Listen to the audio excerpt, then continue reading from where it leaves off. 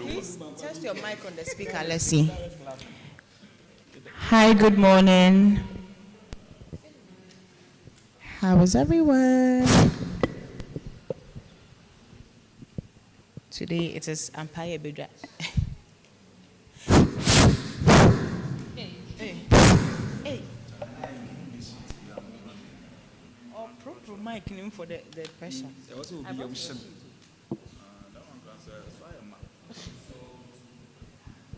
Should we speak? I'm not sure today. Good morning. So he's putting it on the speaker. Yeah, you should just put it on the speaker.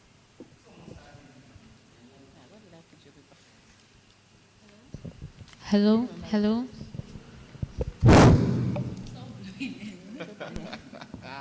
We'll be a mission.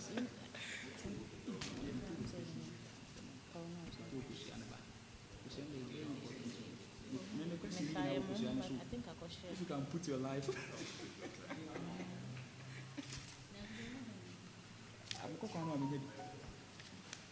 you can put your life on it. No, I'm going.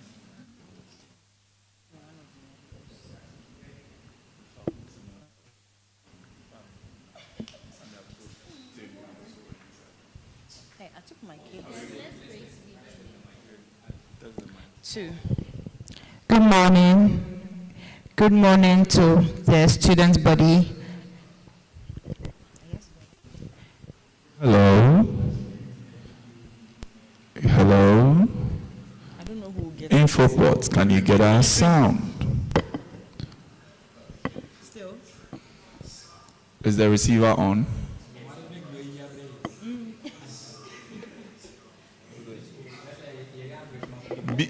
Charlie, muy tag no fi hon. Big go. 2.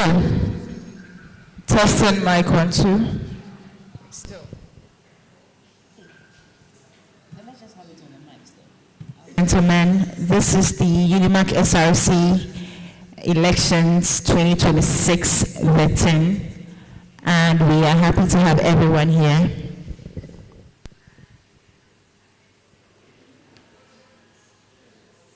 It's good. Is it okay?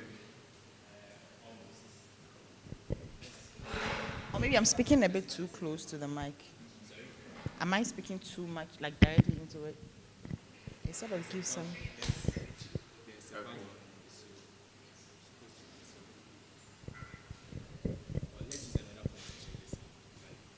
Another mic? Phone. Let me use my phone then.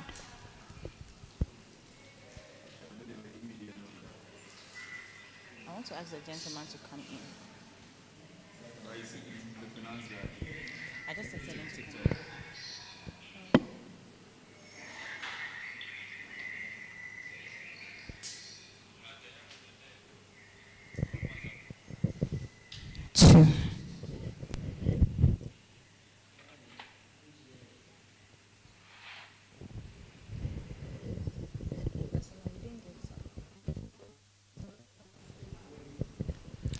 Hello, a very good morning to everyone here. My name is Clarissa Bando, and this is the UniMAC-SRC Elections 2026 vetting. We are happy to have everyone here, and those who are also joining online. Thank you so much for your time. Step out and see. Go out and see. No, join. So, can you hear us? Is it better? Is it better? Good morning, ladies and gentlemen. Good morning. This is your man, the voice of the voiceless. Hello, what's your name? The mic. Is it okay? You need that one to test it.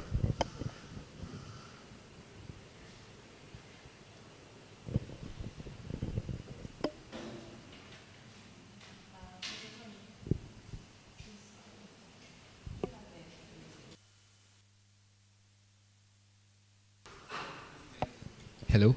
Hello?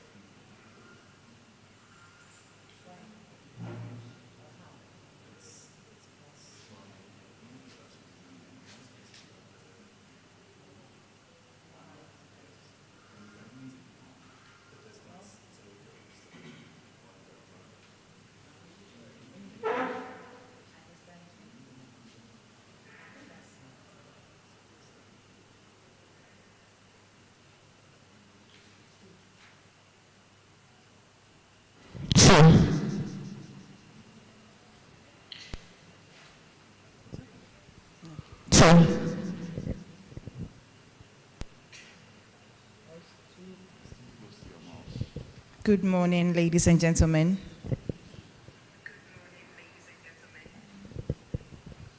So we want to speak directly into it. Hello. Are we good?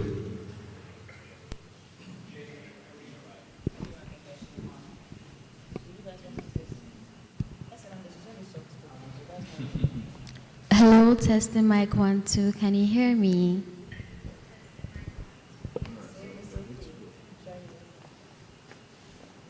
He doesn't know. It's the same mic. Hello?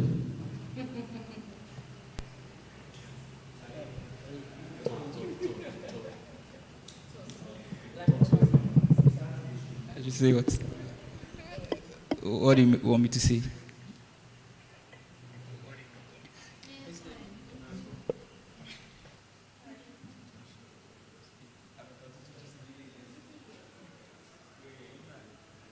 Media, are you ready?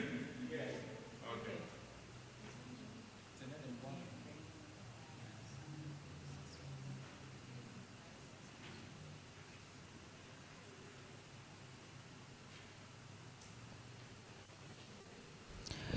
All right, a very good morning to my distinguished panel members, aspirants, and fellow students of the University of Media, Arts, and Communication. You are warmly welcome to today's official SRC vetting session. Today is the continuation of everything that happened yesterday, and as we all know, it's a very important step in our electoral process and in strengthening student leadership across the university. This vetting exercise is being conducted by the SRC Coordinating Committee, who has also been mandated to act as the Electoral Commission for this elections, guided by our Constitution and principles of transparency, integrity, and accountability. I have to always reiterate that the purpose of the vetting session is not to intimidate or embarrass any aspirants, but only to give students the opportunity to understand who is seeking to lead them, also assess competence, clarity of vision, and commitment to service. We appreciate the presence of all of the aspirants who have made themselves available and the students who have also come to observe and participate. Your presence here only reinforces the culture we are trying to build across the university. I'll quickly go through our house rules and then we shall begin. First of all, I think I would like to mention all phones would have to be on silent. For all of the aspirants, the students in the hall, Please remember to put your phones on silent so we do not disrupt the process. So we'll be calling on the aspirants, and then they would have to step forward and be engaged individually for the financial secretary, and then with the advisors for the presidential positions. The questions will focus on leadership, capacity, understanding of the SRC Constitution, governance, current affairs, and issues affecting the student body. Each candidate has been allocated a specific time slot, and we ask everyone to respect the schedule so the process can run smoothly. We also ask that the hall remains very orderly throughout the session. Supporters are always welcome, but then any form of disruption, excessive noise, or interference will be noted and may reflect negatively on the candidates involved. Aspirants are therefore encouraged to speak to their teams and ensure decorum is maintained. Photography is allowed, but recording and live streaming must not obstruct the process. Our accredited media houses will operate from their designated areas, and personal live streams must be done discreetly without moving around the hall. At this point, I would quickly want to introduce my panel members for today's session. Esenam, kindly introduce yourself. Good morning to us all. I am Esinam Gbagbo from the IFT campus. I am Prince Ahenkra from the IJ campus. And I am Akpakli Ernest from IFT. I will be your chairperson for today. My name is Mrs. Clarissa Amwako. And so the vetting begins. I would like to call on, yes, we have one panel member who will be joining us shortly. He is Wisdom Adongo from the IL campus. And so we begin. I would like to call on any students around to share a word of prayer with us. I've always believed in starting and ending with God. So if there's anyone who would want to share a word of prayer, so we begin.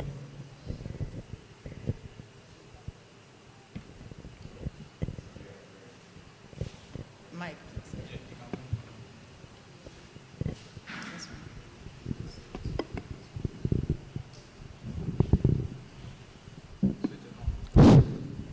All right, please, let's pray. Father, we thank you, Daddy, for this grateful day. Father, please, as we are about to start, oh Father, we commit the day into your hand. Father, may we be prosperous in everything that we do here. And Daddy, Lord, may you let your spirit take absolute control, take the seat, and control the steer. In Jesus' name we pray with thanksgiving. Amen. And thank you so much, sir. I would like to quickly call on the very first person we have on our list, in the person of Mr. Anthony Agboli, vying for the financial secretary position.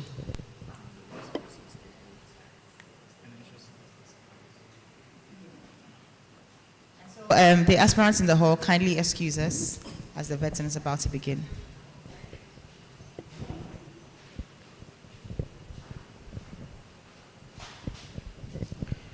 You're welcome, sir. Thank you very much. I only looked on the form to mention your name. I do not know you, so please let us know who you are and why you are here. My name is Anthony Agboli. Agboli. I'm here to be vetted for the position of financial secretary. I'm from the IJ campus, Osu. Mr. Anthony, are you Christian, Muslim, or a traditionalist? I'm a Christian. Okay, kindly step forward and pick up the Bible. It's the pink one. And then please repeat after me.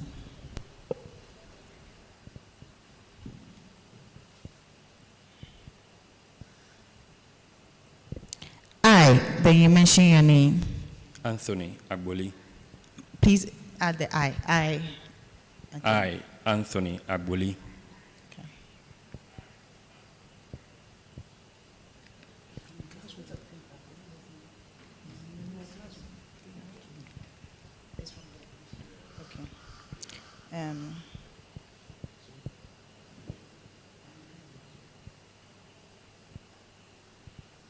All right.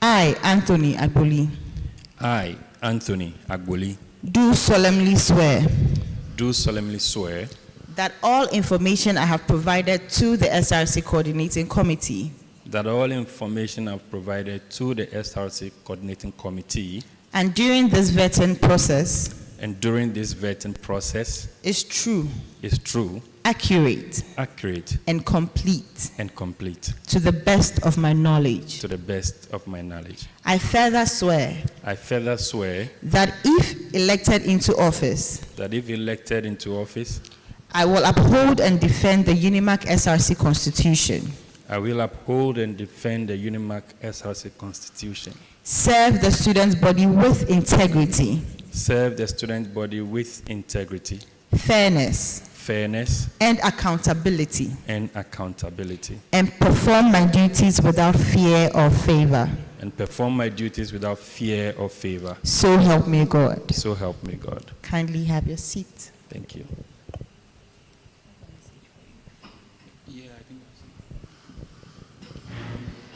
All right, Mr. Me, who a financial secretary is.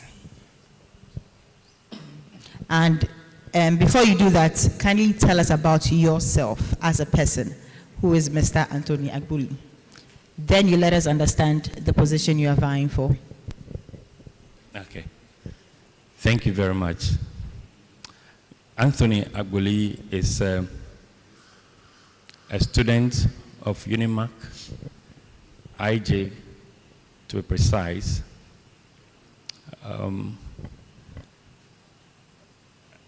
I say I'm married with 2 children. I'm married with 2 children. I'm a Christian.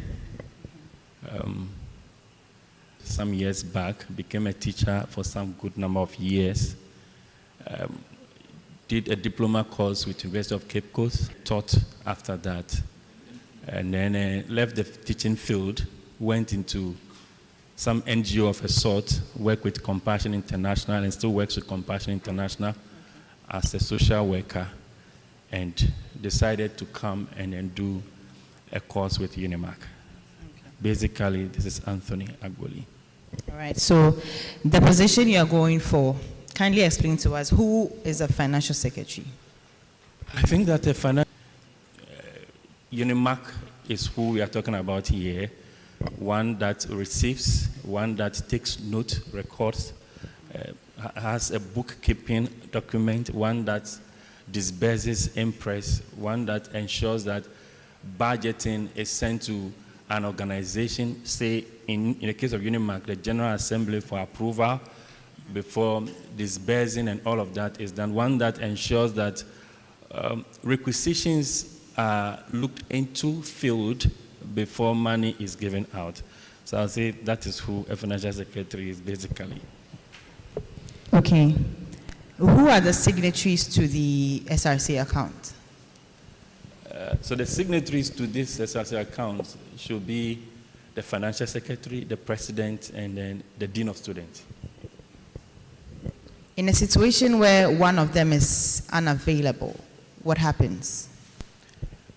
Because there are 3, if one is not available, 2 can still go ahead and sign checks and work.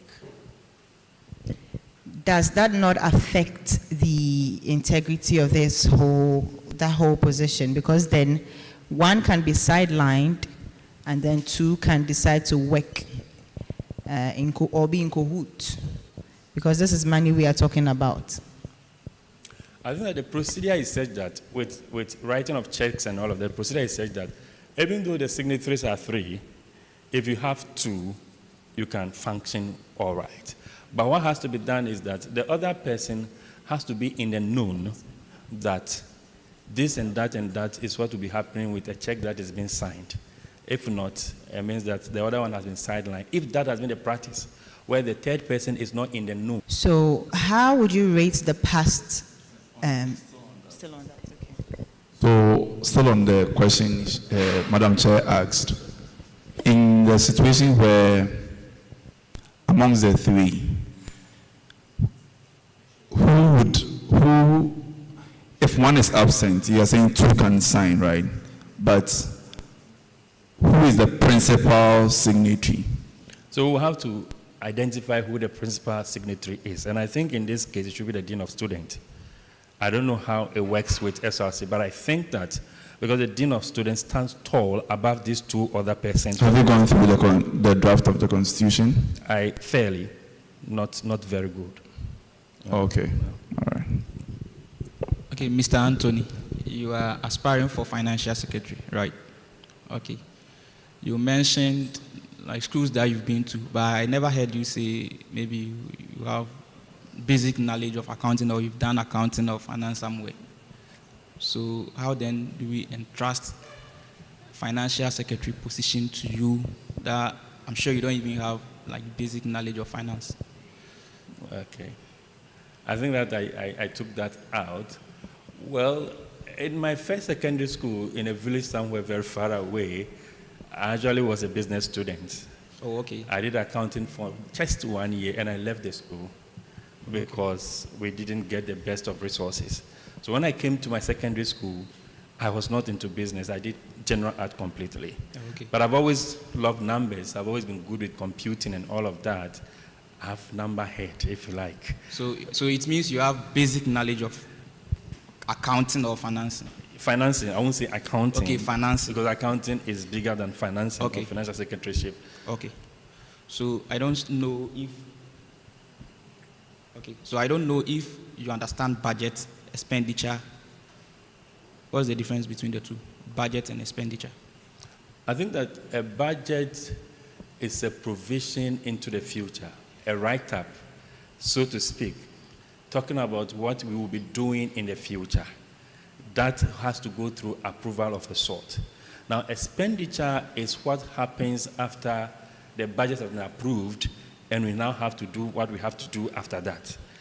Plus the fact that any other thing that happens with regards to money, sending money out and all of that is expenditure. And records will have to be taken of that as and when. Okay, so let's say we are having a program. You are the financial secretary, supposed to give us money. You look into the SRC account and there's not enough money. But the program also requires us use huge money. What are you going to do? Thank you. I think that I've always talked about the fact that the SRC has operated in isolation of the alumni body that we have as an institution. I think so much that if we should work in connection with the alumni that we have as an institution, we may not in any way lack. Because on top of my head, I can think of big guys who have passed through these institutions that we are talking about, who can help with sponsorship, who can direct us to someone who can help with sponsorship, who can front all of these things for us. And we may not necessarily have to even depend on what we have in our account or not. So this is what I think, that sponsorship will have to come in, and this will have to start very long before we get to the time that we have to do the spending. We don't have to wait till 1 week before we know that we are going to have a program, and now we have to now start looking for money. If we know we are having a program next year, we have to start looking for sponsorship from now. And if we can't get it on our own, we can rest or fall on the alumni body. Okay, do you know financial waste? Say that again. Financial waste. Financial Waste. waste. Yes, we waste money. Financial waste. Yes. I don't know if it's a technical word, but I think that financial waste should be when you are spending without prudence. You are spending money on unnecessary things. Without prudence, yes. Okay. Okay, so in case your president comes to you, I want us to use this money for, let's say, this project, of which it was part of my agenda. And you think this project, it's not necessary for students. Will you proceed signing the check or whatever the case be for the president to withdraw the money for that project? Well, if I think the program or project is not necessary. But it was part of the president's agenda. But it was part of the president's agenda. Yes, which led to the people voting for him as president. Okay, so it should not be about whether I think it's necessary or not. The project to you is not necessary. Yes, that's what I'm saying, that I am just an individual in the constitution of the executive board. So if I think as a person that the project is not necessary, that should not in any way prevent the project from coming. If the other members of the board think that the project is necessary, and if that is the reason why the people that we are serving voted for him, then me thinking that it's not necessary does not in any way matter at this juncture. Okay, have you ever handled a huge amount of money for an organization? So when you say huge amount of money, for me, someone's huge amount of money can be 2,000. What really do you mean by huge amount of money? So what, the amount of huge of money that you have handled? Okay, I've handled the tune of 300,000 cedis before for a project. And can you estimate the amount that you are going to supervise from the student body? I think I tried because I know how much I pay as a person for SRC dues, I attempted a calculation over some number of students, and I think that it can be somewhere that amount, 300,000. Okay, so in case an independent auditor comes to you that I've seen some misappropriation somewhere, so I want to look into your books, will you avail yourself for the person to do that? Sure. You have to. I must. Once I am in charge and I'm doing what I'm doing, I cannot say I will not. Once the books are correct, once I do what I have to do, once impress is spent well, once I don't go outside of the threshold, what has to be done is done. I have to make myself available. And whatever it is that has to be done, I have to ensure that it is done. Okay, so in your policy document, you wrote that you are going to ensure full transparency in SRC financial management. What do you mean by that? Okay, so full transparency, I mean that any money that will leave the coffers of the SRC should be money that must, one, be accounted for. Two, it should be money that all are in a known that it is going out. It should be money that, even to a large extent, the dean of students is aware of. Then, when that is done, I think that every semester, at the beginning of every semester, there should be some rendering of account. There should be some statement of account that is made known to General Assembly. So everybody knows that this is how much has come in, this is how much went out, and let's reconcile the two, income, expenditure, and see whether we're on the same page. Are we doing well? Are we not doing well? What do we have to do to make sure that our books are right? Okay, so if I give you, let's say, 100 cedis right now, and I tell you I will take the 100 cedis on 1st January 2026, are you going to invest that 100 cedis or you will save it? 1st January 2026. Yes. I think that it will depend on my exposure to a lot of investment facilities. If I should know of an investment organization or entity that can give me something out of 100 cedis in 3 weeks, I'll invest it. But if I cannot get any like that, I think that I'll save it. So and by saving, okay, I'll surely have some interest. I'll surely have some interest on it, something very small that will be more than the 100 cedis by the end of that year. Okay, so does that mean that you're going to invest our SRC? Money. You're going to be investing students' money.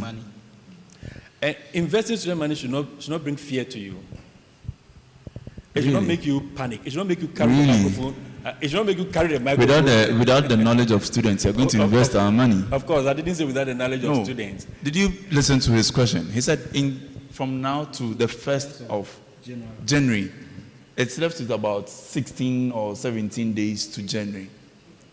When are you going to consult students? When are you going to go through all the processes before going to invest it? And he said, if you have an opportunity to make returns in 3 weeks, you're going to invest it. He said, if he gives me 100 cedis, Mm-hmm. he gives me 100 cedis. Mm-hmm. He didn't extend it by saying students' money. If he had added student money, my approach to the question would have been different. Okay. Okay, and now we are going to hand over like entire student's money to you. Okay. So, And in the fact, case- in the case- let me add a preamble. Okay, we are questioning you as though you are in the position already. Okay. So we need concrete answers because the conditional clauses are becoming a bit too many. If this happens, if that happens. So the preamble here is you are in the position already. Okay. Now you have access to our monies. Okay. Or we've given you, you said what, 100 cedis. Are you going to invest it or are you going to just save it? Exactly. So Obvious. let's get like concrete answers. Obviously, I'll save it. Why would you save it? We need money. yeah, we need money.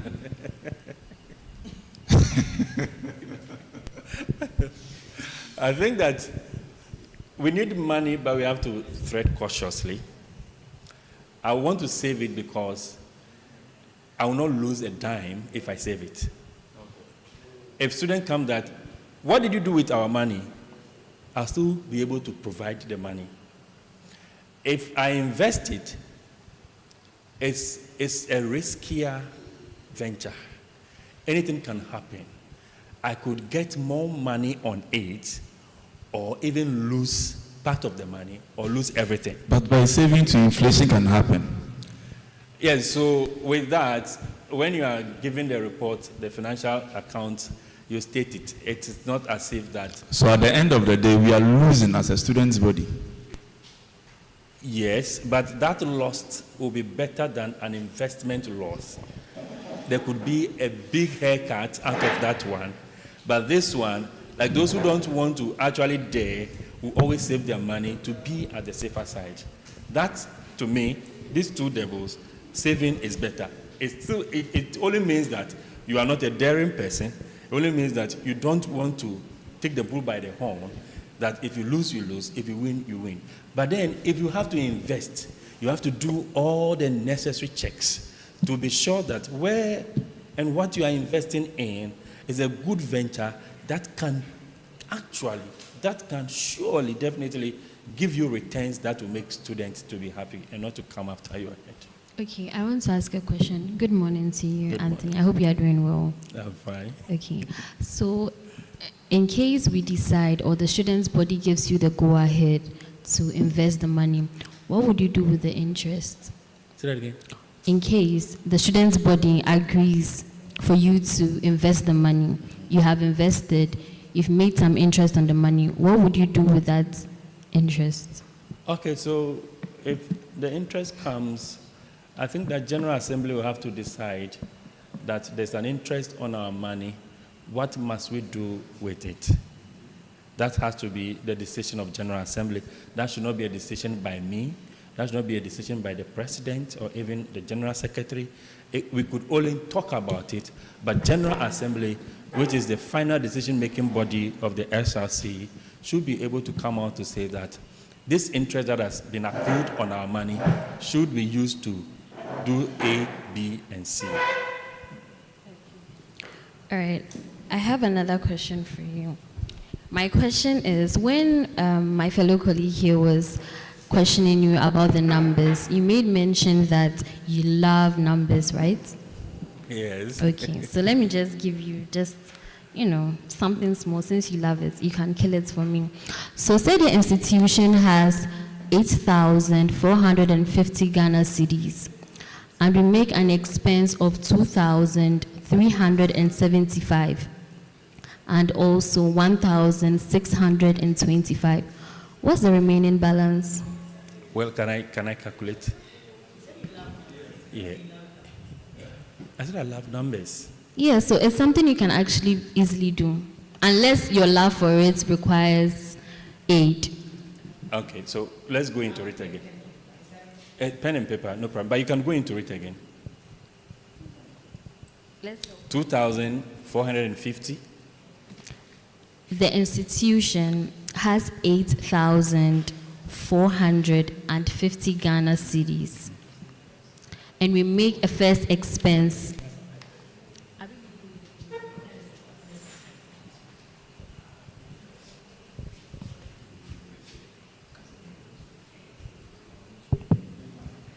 Are you ready?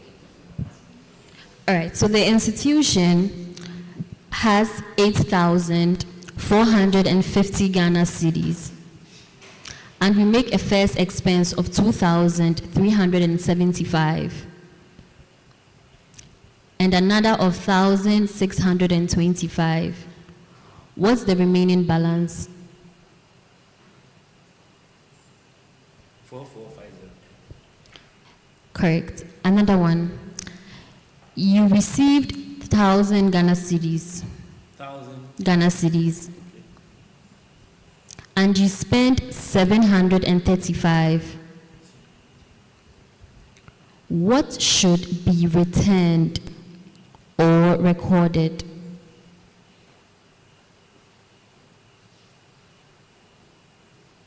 265. What should be returned or recorded?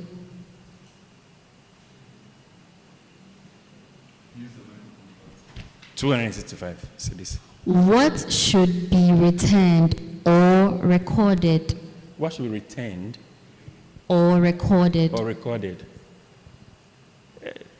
If 1,000 cedis and you make an expense of 735 out of it, what should be retained? What should be recorded? What should be recorded should be 265 as what is left out of the 1,000 cedis. So you don't keep receipts. You just be making transactions without keeping receipts.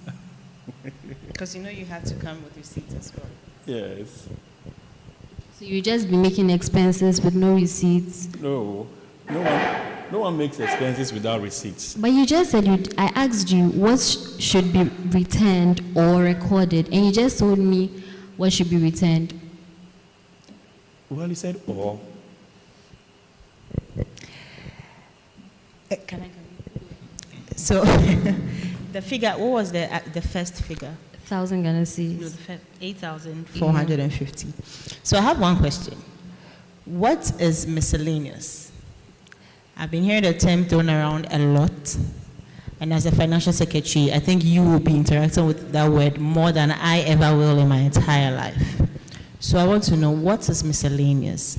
And then I would like you to calculate the miscellaneous on that 8,450 cedis for us. Well, I don't know about calculating miscellaneous, but I know that miscellaneous is more like money that is kept for exigencies.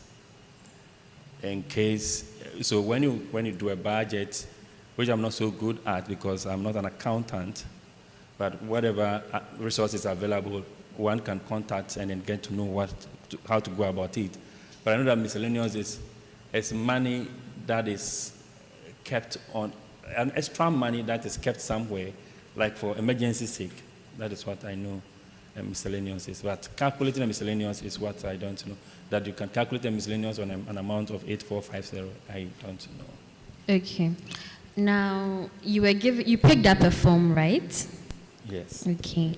I want to confirm, did you fill it yourself? Yes, please. You did, okay. Now, section 4, which asks about your leadership and experience, you were asked to briefly describe one challenge you faced in a leadership role and how you handled it. Your answer, I read, working with people who know it all is a challenge. Working with people who know it all is the challenge, and the solution is putting concerns to vote. Can you help us understand what you mean by this? Okay, so what I mean by that is that when you work with a group of people who seem to know so much, it's so hard to get issues through easily.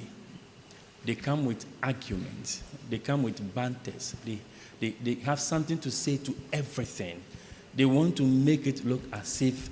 So most of the time, they feel like if the idea is not coming from them, they will fight it to the core. So such people make issues to be dragged, so you don't know what to go about it and how to handle the issue. So I think that with such situations, like I stated there, when an issue comes up, an argument is becoming too much, the concerns are becoming too many, you put it to vote. All right, so that's what you plan to do for us. Okay. You were asked to describe your leadership style in 1 or 2 sentences, and then your response was proactive leadership style. Please, what is proactive leadership style? So, proactive leadership is a person who thinks ahead of time, one who identifies problems. So, as a proactive leader, you are always able to tell steps ahead of you that this and that will be happening. And if this and that will be happening, what will I do about it? So ahead of time, you prepare so that you're not taken by surprises. Because so you are a proactive leader? I think so. You think so? Or you are? I am. You are. Yes. So to the students' body, we shouldn't expect any unforeseen issues because you can look into the future and detect any issue that would come. So with you, we are safe. We wouldn't have any financial issues because you can see into the future because you are a proactive leader, according to you. Yes. Okay. That's okay. Yeah.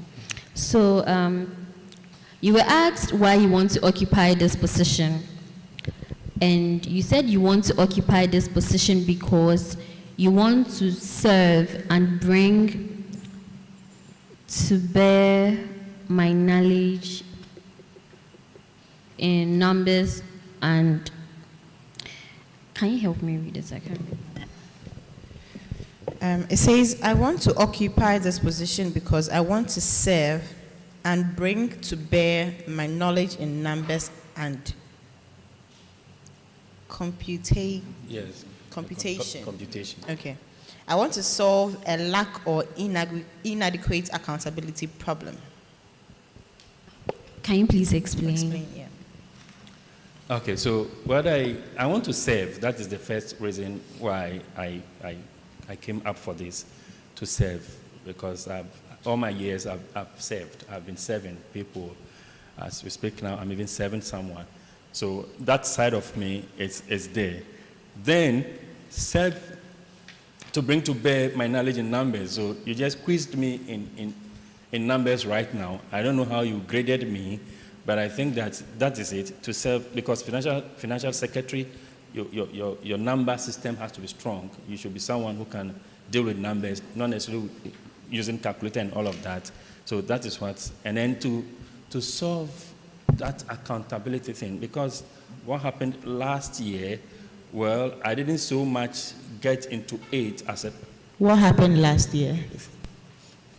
What happened last year, I didn't so much get into it, but I think that there was a bit of a lack of accountability in last year's administration. What do you mean by lack of accountability? What I heard was there were issues of money embezzlement of a sort, that the president was giving money for a particular purpose, but the money was misdirected into helping himself in a way. So some of these ones, situations and issues like this should not happen, because you don't have to give money to someone. Not to cut you, but who do you think is at fault in this situation based on what you heard? And how do you intend to rectify it if you were in that position? I think that, you see, for the issue with who is at fault, I would say the financial secretary and then the president both were at fault, because he gave the money out to the president, which shouldn't be so. It's money that should be spent by the whole of SRC for a particular purpose. So you don't give the money to the president. The money should go through due process. Whoever should receive the money should receive the money. If the financial secretary who does disbursement, he should be the one doing the disbursement of the money.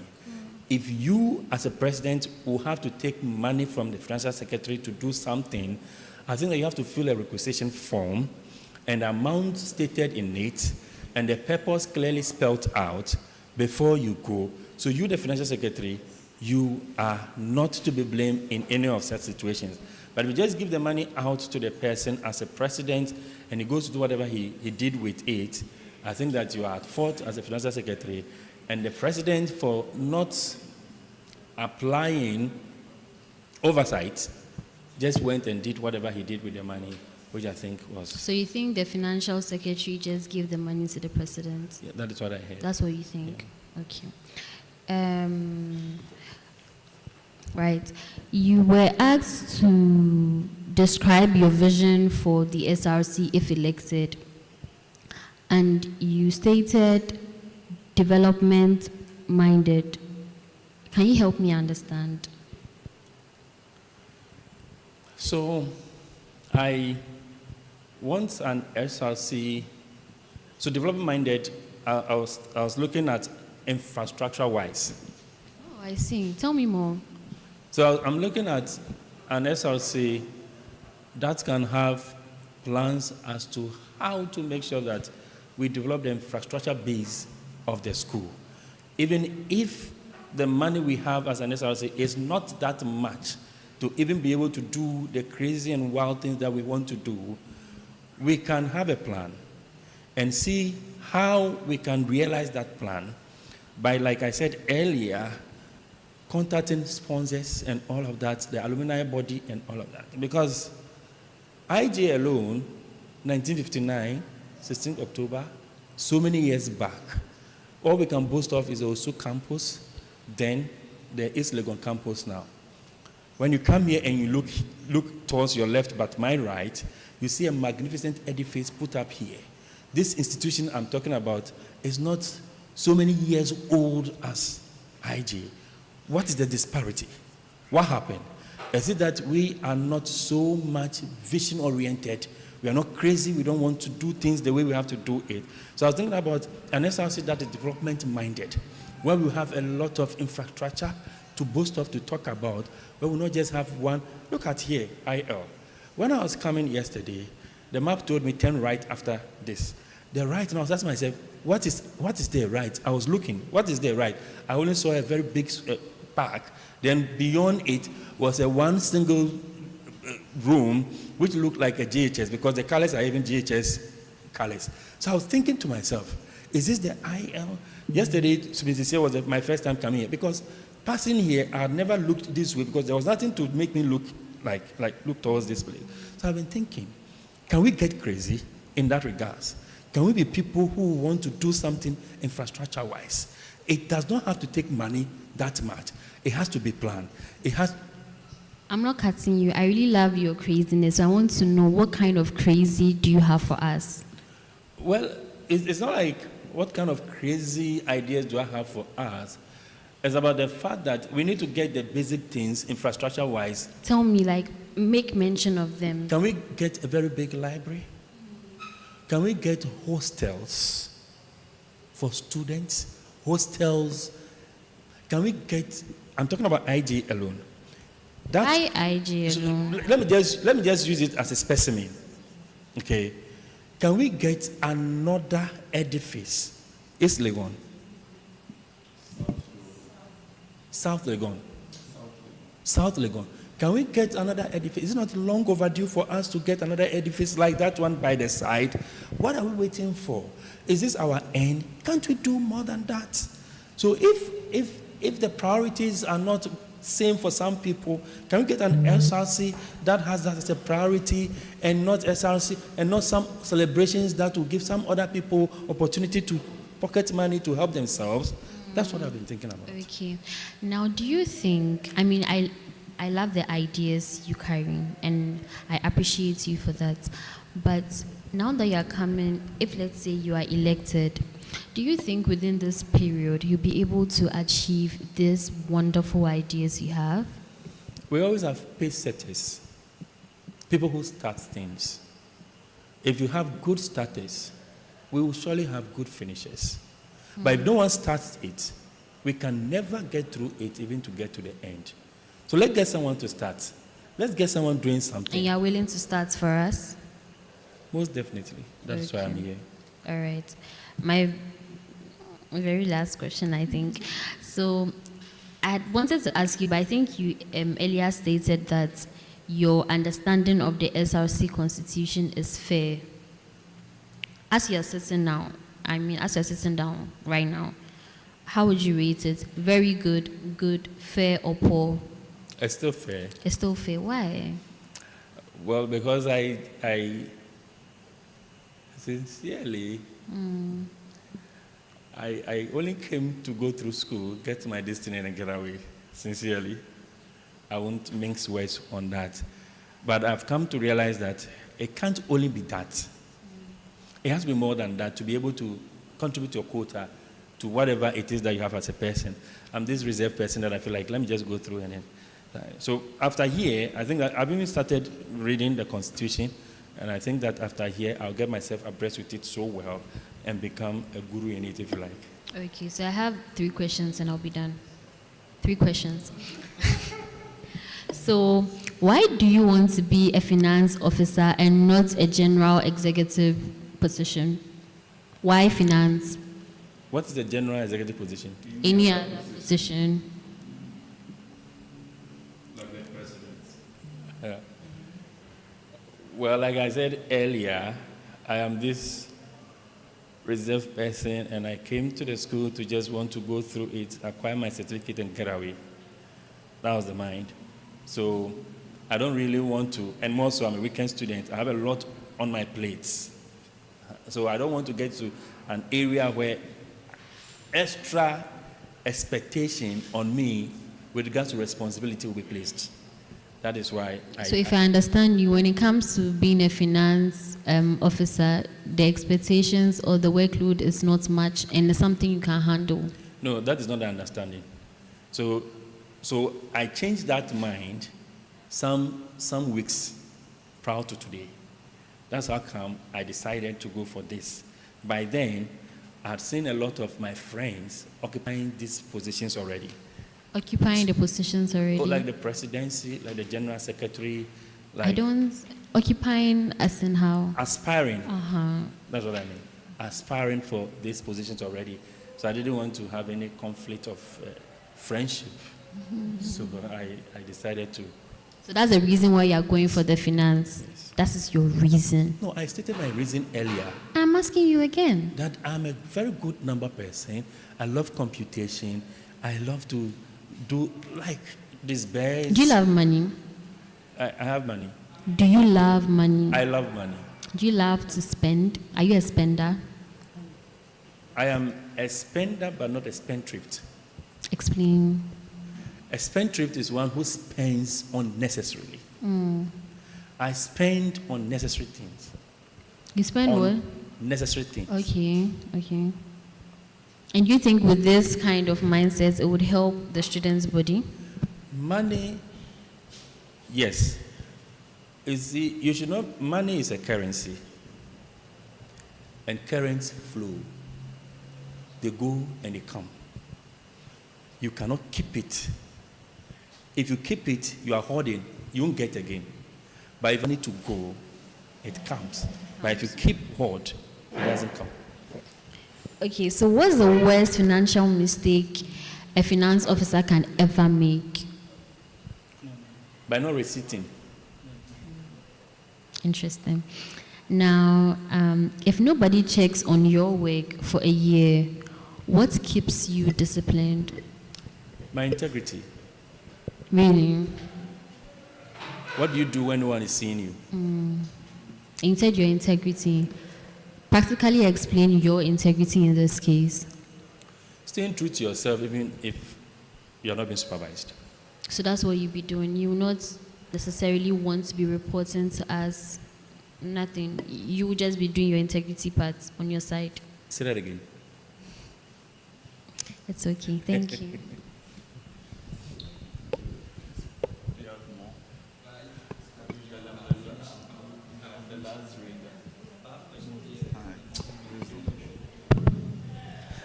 Good morning, Mr. Anthony. Okay, I have just 3 questions. The first one, you discovered that previous executives have spent money without proper authorization, but exposing them may create tension and damage the SRC's image. What will you do and why will you do that? I think I stated what I would do earlier before you came in. What I would do is to make sure that receipting is upheld. PVs are considered in every expenditure.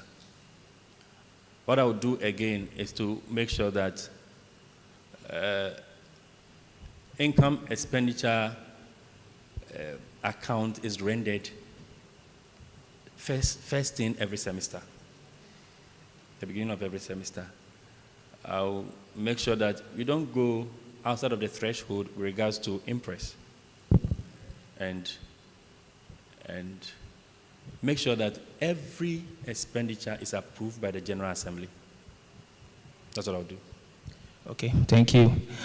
Suppose you inherited a financial system where poor records, missing receipts, no clear handover. How would you reconstruct accountability without accusing your predecessor? I think that one of the first things you have to do if you are taking over from a system like that is to try and get the beginning balance and closing balances from the bank, so you know that this is how much is in the account. Because talk about it, it has happened already. We cannot wash it on the people who are coming new. So what do? We get the closing balance, how much is in the account now, we write it down and make sure that we pick it from there and build the account to become what it has to be. Yes, you're right. It's better you get everything normalized and start afresh from there. A major campus event is 1 day away. Funds were approved, but you later discovered the budget was inflated. Do you delay the event, release partial funds, or cancel it, and explain the reason why? Please, the slang was just too much. A major campus event is a day away, okay. 1 day away. Funds were approved, but later on you discovered the budget was inflated. Do you thereby cancel the event, release partial funds, or delay the event? Why will you explain the reason why you? Okay, so we won't cancel the event because announcement has gone out, publicity, commercials, the people are in expectation to come for the. We won't cancel the event. Now, budget inflated, that can quickly be looked at. If it is that there's no fund, then we have an issue. And if that issue can be looked at. But if you have money and realize that it's just the budget that's been inflated, and we can check where the inflation's happened, we'll quickly correct it, then release the required amount of money that should be used for the program. Okay, we wish you all the best. Thank you. I have no doubts that you'll be a very good finance officer. And we take it from there. Okay, so my last engagement with you. Are you committed to protecting the SRC pairs? Yes. And I don't know if you understand the commitment I'm asking here. You understand the commitment here? Yes. Okay. So can you put your life on protecting the SRC pairs? Yes, because the purse is people's money. Okay. And money is blood. Okay. So if I cannot put my life on the line for the blood of some people, then I'm not fit. Okay. So what should tell the student body that yes, you can put your life on the line to protect their money? We have mock exams and things, but there's no mock putting of life on the line for me to do for anyone to see. Okay. But I think that my life itself, in general, has spoken for itself. Okay, so hold on. I have 3x here. I don't know if you believe in that. I have 3x here. Do you believe in I think, let me move it so you can see. Maybe. And I don't know where you are coming from. Where do you come from? My hometown. Yes. I'm a Voltarian. I come from Depo. Okay, so you believe in this? then akpo. So you believe in this? I don't believe in what you mean by believe in this. Okay. But we use this in calling like some goddess or like the gods. I'm not exposed to things like this. Oh, okay. Yeah. But can I teach you how to do it? I don't really want to learn. You don't really. So it means you can't put your life to protect student fund. That cannot be the conclusion you draw because Okay. I have my way Okay. of making. So show us your way. I swore by the Bible. Oh, the Bible. It's- It's So okay. you don't have believe in this. You have believe in this. I have believe in this. I don't have believe in this. I believe in the words of the Bible, even though I'm not supposed to swear by the Bible because Okay, the Bible and says swear not. we, for IJ, for instance, we had people who like used the Bible in the same process that you used, and they found themselves one way or the other in corruption. Yeah. So if we still go by the Bible Yeah. and we are not getting the outcomes that we want, I think we need to change our ways. You see, let me quickly say this, that to all of this, there are counteractive, if you like, powers too. Okay. I can swear by this. Okay. When I live here, I know where to go to and make null and void or fuel this swear that I did with this. Okay. Interesting. So whatever it is that I will do with this, I can still go ahead and mess up and nothing will happen to me. Oh, okay. But you don't also know the forces that will pick up whatever. That's what I'm saying, that just after here, Okay. there's a superior being that I can also consult that can nullify whatever it is that I did here. So it's about integrity. Okay. I understand your point. It's about trust. I understand your point. It's not about any of this, if you like, gimmicks. Okay. Interesting. Okay. Okay. Anthony. Deke. I'm a phone. Oh, number 9. Fernando Torres. Emanya. How are you doing? I'm fine. How has been what's your assessment of the past executives?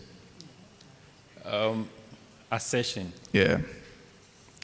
Well, I think that they were good. They were good, but what made them to become what they became, that we all are talking about, is the fact that they were interim. If you are interim, you don't have a General Assembly to play an oversight responsibility over you. So that is what I think gave them a negative leeway to operate in such downward manner. But I think that in general, as human beings, they did well. They tried. On a scale of 10, 1 to 10. On a scale of 10, because there was some bit of financial whatever in there, and always been a liberal teacher, I would say 6. 6. Okay.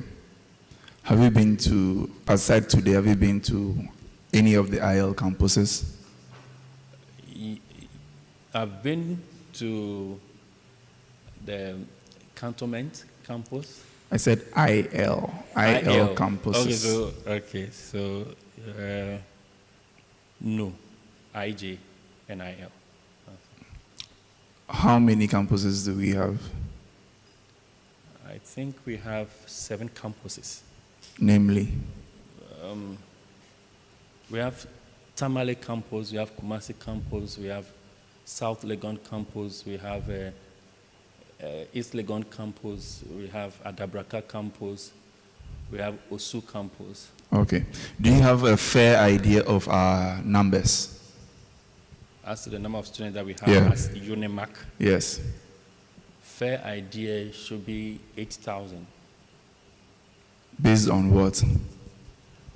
Based on what I heard some 2 years ago. What did you hear? I can't get the exact figures, but I think that IJ was somewhat 4,000 thereabout.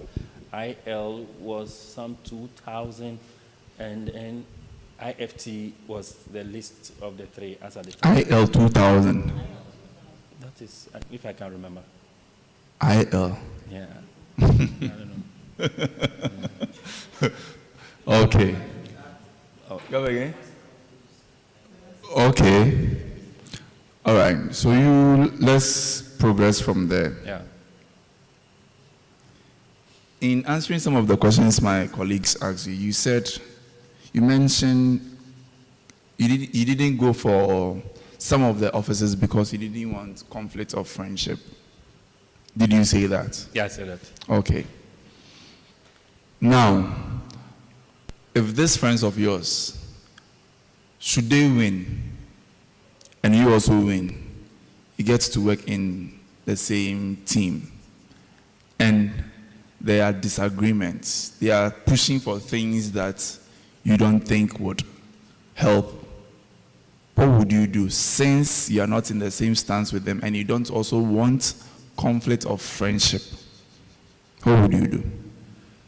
Well, it boils down to money, and it is my head that will rule. I have to make sure I protect my integrity. I have to make sure I protect who and what I stand for as a person. I have to make sure that they get to understand that what they are calling for cannot in any way satisfy the student body, or is not in the interest of the student body. I may also have to, the dean of students must come in. I must let him know that the president, the general secretary, or whoever is calling for so and so, a thing or two like this, what does he think about it? I think that once it's about money, I'll have to make sure that I defend the purse of the students. That boils down to conflict of friendship. So you said earlier that you don't want that. Now you are preaching that, for lack of a better word. Is that it? Yes, that's it. So why were you running away from the first one and now you are embracing it? Because that is easy to run away from. Not contesting the presidency is an easy thing to run away from. It's not. What if you are the best person who can do the president, that be is the what, president? That is what if. But if I think that my friend is dead, and this is who I am, I can leave it for you because I don't want to have problems with you. I want to win. Just because you don't want to have a problem with one person, the whole institution should lose your ability. That ability has not even been tested yet, so you cannot speak with such conclusion and such finality. We are all speaking hypothetically, right? Okay. Just because of that friendship, the whole UniMAC should lose your expertise to be a president, so to speak. Well, if I had not even mentioned it here, you wouldn't have known. I mentioned it. Yes, you wouldn't have known. And because you wouldn't have known, you wouldn't have even been talking about it. Yes. So hypothetically, what I'm saying is that for some of these things, conflict of friendship, if it's about money, and I'll have to defend the money and lose a friend, I will. But it's about something, this one, it has been entrusted into me. Protecting the purse has been entrusted into my care. And if I don't do well as a person, I have other stakeholders in my life who will come to hear, who will come to know that I squandered some 7,500 cedis. And why are you mentioning 7,500 cedis instead of all? You could have mentioned any amount. Why 7,500 cedis? Why did that interest you? Why did you mention that? I'm the one asking questions. You are not the one supposed to be asking questions. So 6,000. Squander some 6,000 cedis. Because it just came. It just came like I can easily run away from it. Okay, let's move on. Fundraising. Any expertise in that?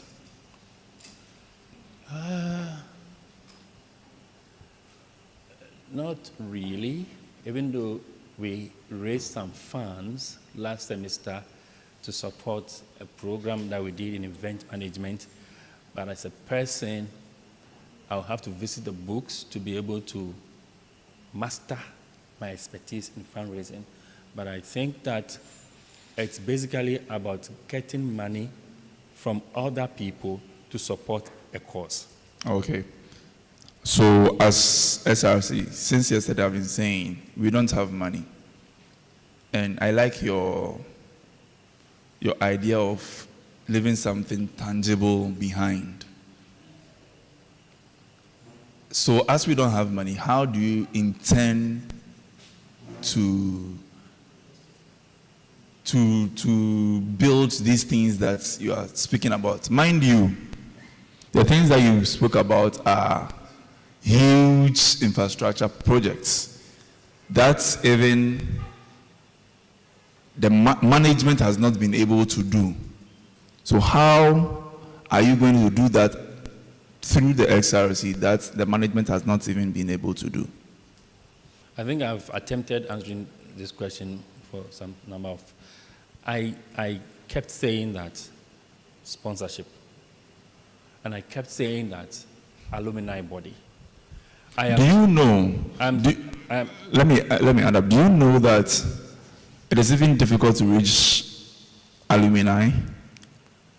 So when I say alumni body, you do identification of some individuals who can champion the cause we are talking about. See, there are people who pass through the doors of IJ, IL, IFT, who are well-to-do, who are sound, who I'm sure are just waiting for a call from someone to say, this is what we want to do. Because I'm so much... And do you think that for the past years, people have not called on alumni? I don't have any problem with whether someone has contacted them or not. You go to places and you bring ideas out and they tell you, oh, this thing, we have done it, sir. We've tried it, sir. Yes, there are approaches. You might have used an approach that did not in any way garner that which you want. You could try other things. And there are some people who naturally have a way of getting to the hearts of people, appealing to the consciences of people, and causing them to come out and help. You get one or two of such peoples, then we begin to do what we have to do, because by ourselves, sincerely, we'll not be able to do it. But if we are able to get the help of these people that I'm talking about, or envisaging that... What if you don't get it? It's what if. I'll make sure I get it. There's one thing I'm happy about, that we are recording these things, and it will come back to you. We will hold you by these words. Yeah. We are going to hold each and every one of you by these words, should you win. Okay. Now, let's talk about how much do students from IJ pay for SRC dues? I think it's 100 cities. Do you know of IL? No. Why? I never asked. Why?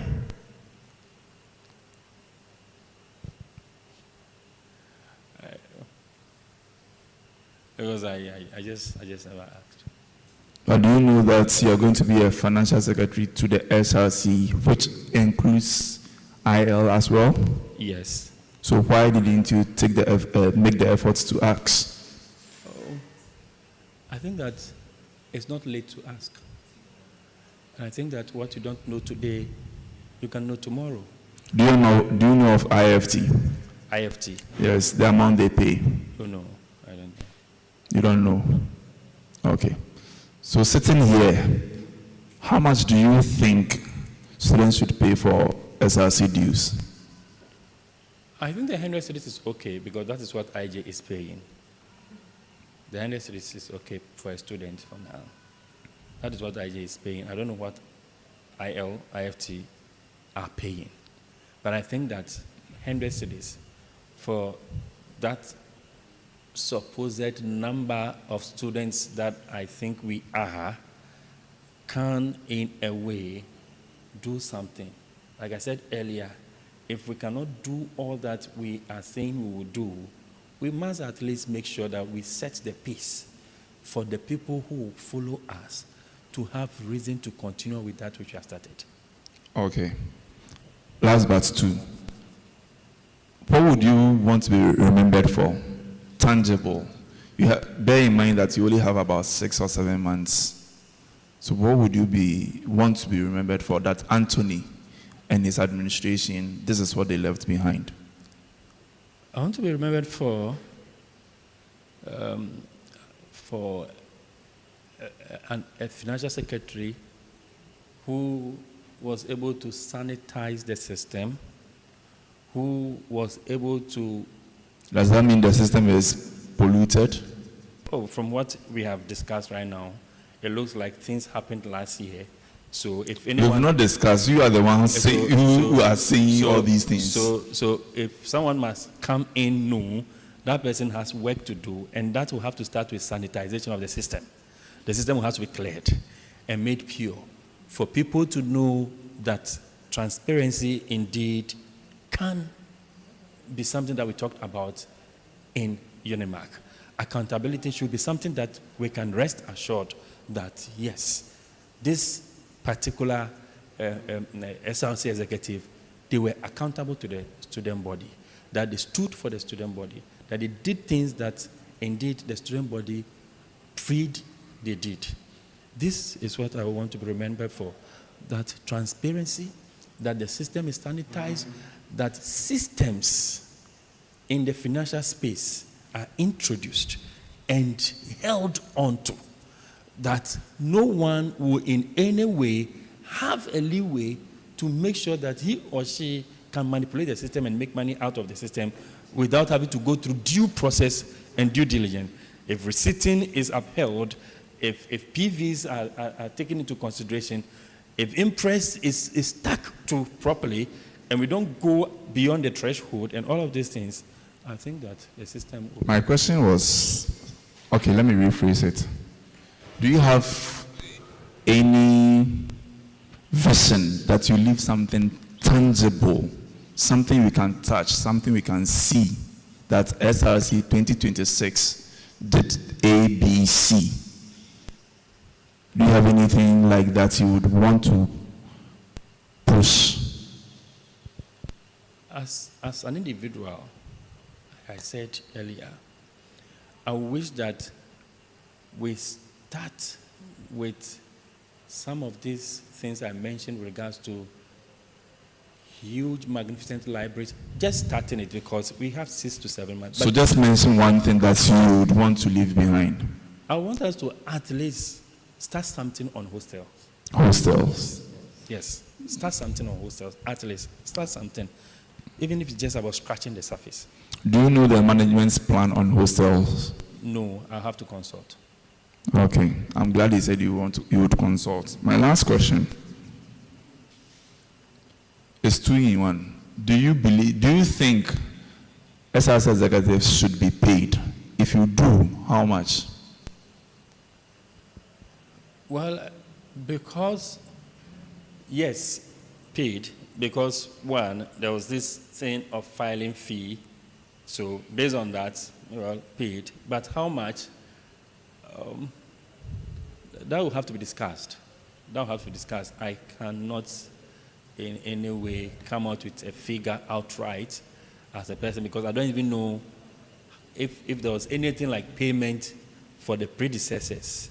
If I know, then I'll know how much. By knowing how much, then I can speak to it. Discuss with whom? Oh, we have to discuss Dean of Students, discuss with management, SRC, General Assembly, so that we'll know that, oh, indeed, SRC executives will have to be paid. If you have to be paid, how much will they have to be paid?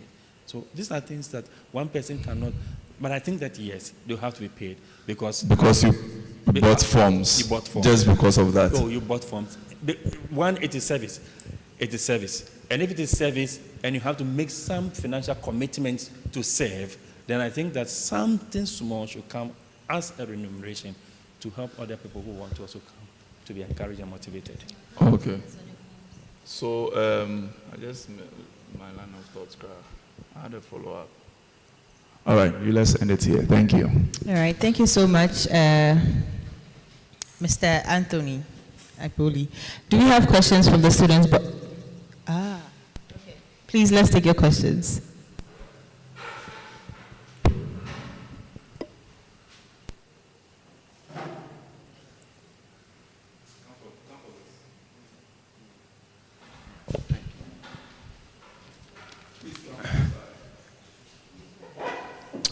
Okay, Mr. Anthony. First, thank you for the opportunity. My first question, you allege... One question per person. Yes, one question per And it's person. six students, or 6 questions in all. Okay.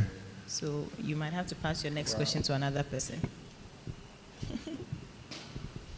So, scale of preference, the most important to you. Yeah. Okay. We have heard that the previous administration have misappropriated some funds, and in a statement of the president, he said he had an accident and then he had nothing. When he looked at his right and his left, there was nothing there to. There was nobody there to, take care of that. So the only thing that he can rely on is the SRC due or students' money. Now, imagine or put yourself in his shoe. If you were to be the one, you have looked around. Remember that the illness is very serious, close to your death. If you are the one, what will you do? And what measures will you put in place to prevent such things from happening in the future? Thank you.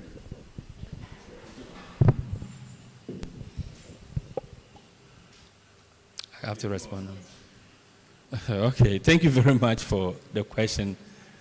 I think that when you are a leader and you are in charge of people's money, whatever you do with the money, the people must know before you do. You don't do whatever you feel like doing with the money and report to the people. The people must know that this is what you want to do with the money. They must sanction that you can use the money for this purpose before. That's one. 2, that is people's money. You cannot use people's money for your personal aggrandizement. But he was dying. You see, this thing, if you want to talk about it, you just have to look into the book, but not into face. What does the book say? Before UniMAC-IG, what were you? Who were you? Family, friends. Have you contacted any of them? Did you talk to anybody? He said, No. If that money were not there, what would have happened? What would have happened if that money were not there? You don't have to use people's money to satisfy your whims and caprices, if you like. Not in any way. Not in any way. Even if you have assurance of getting the money to replace, you don't have to use people's money. All right. So the second part of the question was what you would do if you were in that position. So let's hear that. So, like I said before, the financial secretary shouldn't have just given the money to him like that.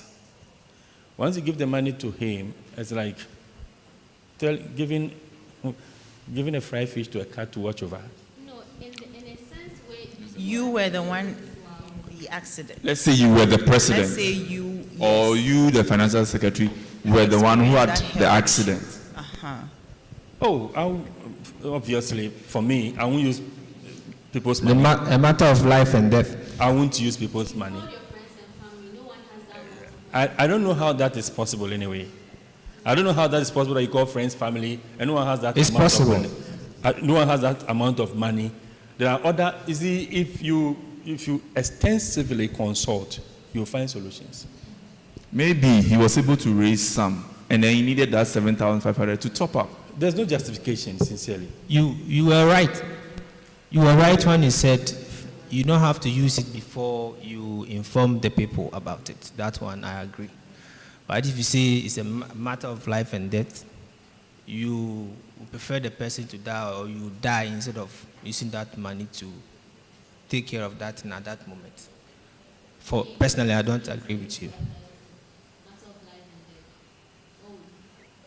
Well, I'm saying what I'll do, but it looks like you think what I'll do is not possible. Say it one more time. I am saying that a finance person, a person of leadership, of that stature, you don't use people's money to take care of yourself. So you are not going to use it. I'm not going to you do will that. expunge all other.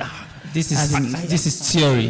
That's fine. That's fine. Practicality arrives. That's why I'm saying you will think it is theory, because I'm here. I'm not here to justify my stance in any way to become financial secretary. This is what I thought about it before even having the opportunity to even sit in this chair. Okay.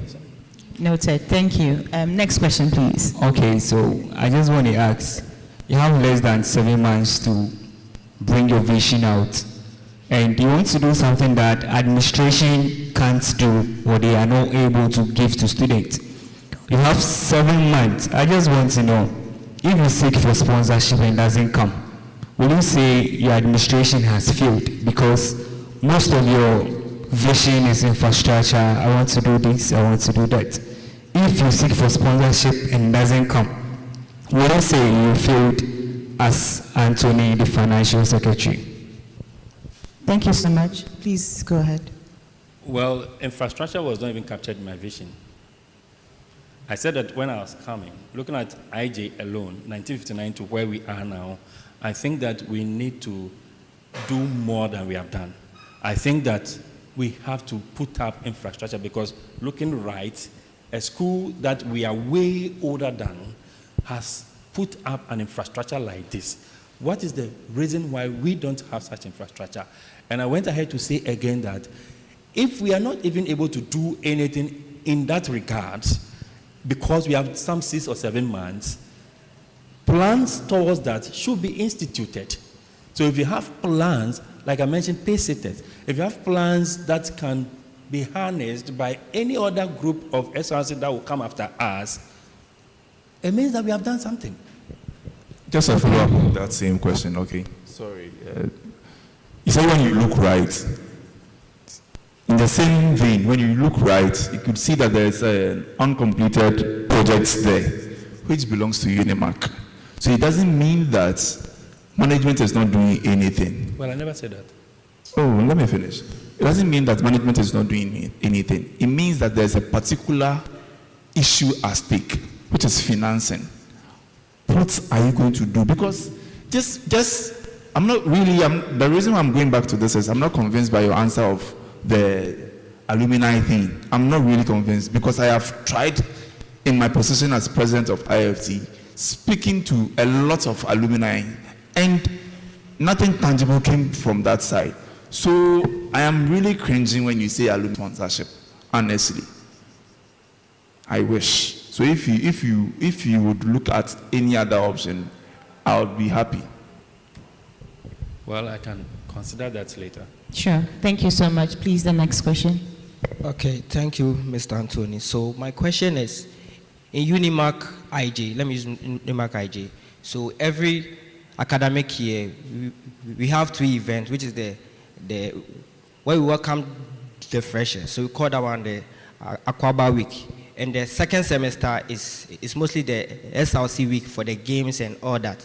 So I want to know that in your policies, have you stated that after every event that is being hosted in the school, you are going to account it to the entire student body? And also, I want to know if there are measures that you have taken to help students who are also struggling to pay their fees. Thank you. Thank you. Please note that those were 2 questions in one. Accountability is even the agenda.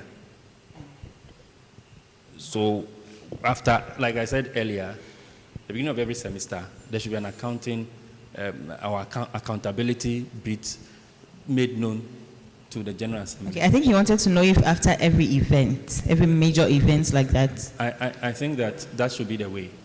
If you read the constitution, the draft that we have, it says that at least twice in a semester, Yeah. you should account to students. So Right. take that into consideration. Okay. So how many The second questions part of the has- question. There was a second part of the question. With the fifth. The fees, struggling students to pay fees. Well, we will have to look at. It's not captured in my vision, but we'll have to look at it. We'll have to look at Have it. you heard of the government's policy on the No fee stress. no policy. fee stress for first year students? I heard it in passing. So is this something you think we can capitalize on? Yes. Okay. Yes, that has been there. Okay. Can we take the next question, please? All right, Mr. Anthony. I've been a student of UniMAC-IG for the past 3 years. I'm in my final year now. And I'm talking about myself, so I pay my school fees via Fidelity Bank always. I think other students do the same, and other financial institutions. But for all these years, I haven't seen a structure from these institutions to support students' welfare. So should you be elected as the financial secretary, what will you do about all these things? Thank you. Thank you very much. I think that Fidelity Bank has some initiatives for students that we have not actually explored. So when we come, we may want to explore that avenue and then see how feasible it is, so that all that we have been doing for them over the years, we can get a return on it. So we'll explore that avenue. One online question. Is there a question online? Okay, so from our online feed, someone is asking that the SRC looks like, in terms of their expenditure, they tend to spend a lot on entertainment, and barely could you see any tangible projects on campus. And that is also, we cannot talk about that and leave the financial secretary out of it. So what are you going to do differently in terms of how the SRC allocates funds to what they want to do on campus here? Okay. Thank you very much. This is an area I'm passionate about as a person, that the development of our brains should be paramount when it comes to that side of entertaining. I think that our youth today are not really becoming what they have to be, even matching up to the youth in other parts of Africa. When you have a debate 101 with people from Kenya, when you have a debate 101 with people from South Africa, and you listen to their minds, I'm using listen to their minds and how they are able to put words together, weave around words, and then espouse their ideas, you'll be marveled. Same is not the situation thoroughly for Ghanaian students, even though it looks like, yes, we are doing well. I think that debates, some of these academic-based programs should be considered as an SRC and flesh added to it, so that we will begin to see the importance of such programs vis-a-vis the entertaining ones. So I think that when we become, these are things that I want to champion, I'll push them through and ensure that we get a different phase. It's not only be entertainment. Okay. So I think that's also your final words. Oh. You want to give any final words? Yeah, final words. Final words, I want to say thanks a lot for having me to go through this process with you. It's very humbling. And I think that with the grace of God that is abound, we will surely do that which we have always purposed to do. Thank you. All right. Thank you so much for your time, and we wish you the very best.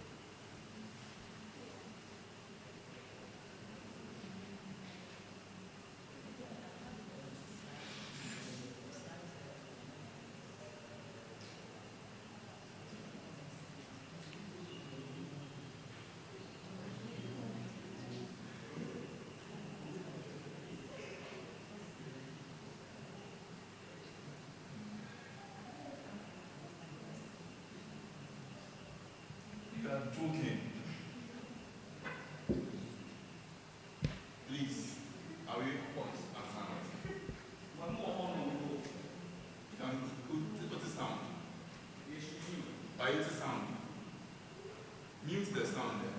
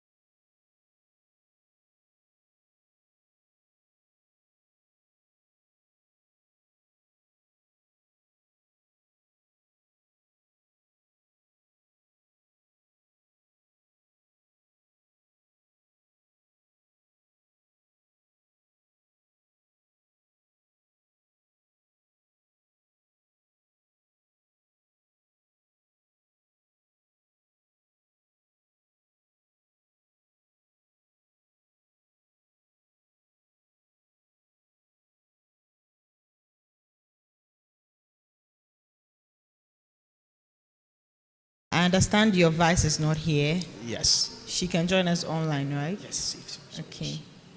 How do we reach her online? I can give you her contact so that you connect. Okay. Yeah. Please send it to me right away. Please.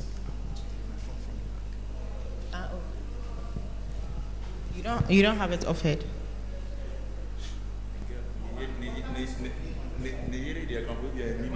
Right. Good.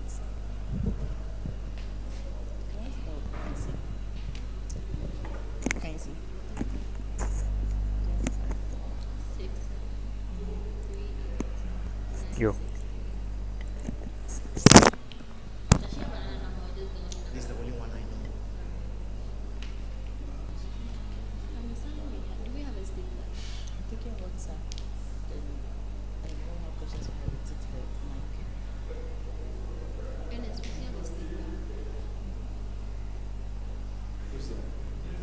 Can't you get a stapler? Or you can take the phone and stapler. Alright, it is his.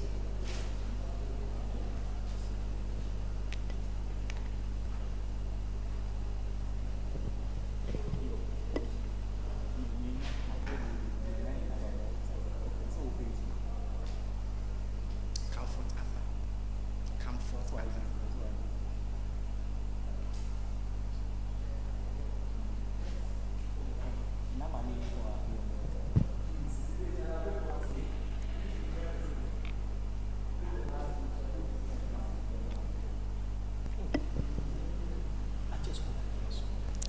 She's unreachable.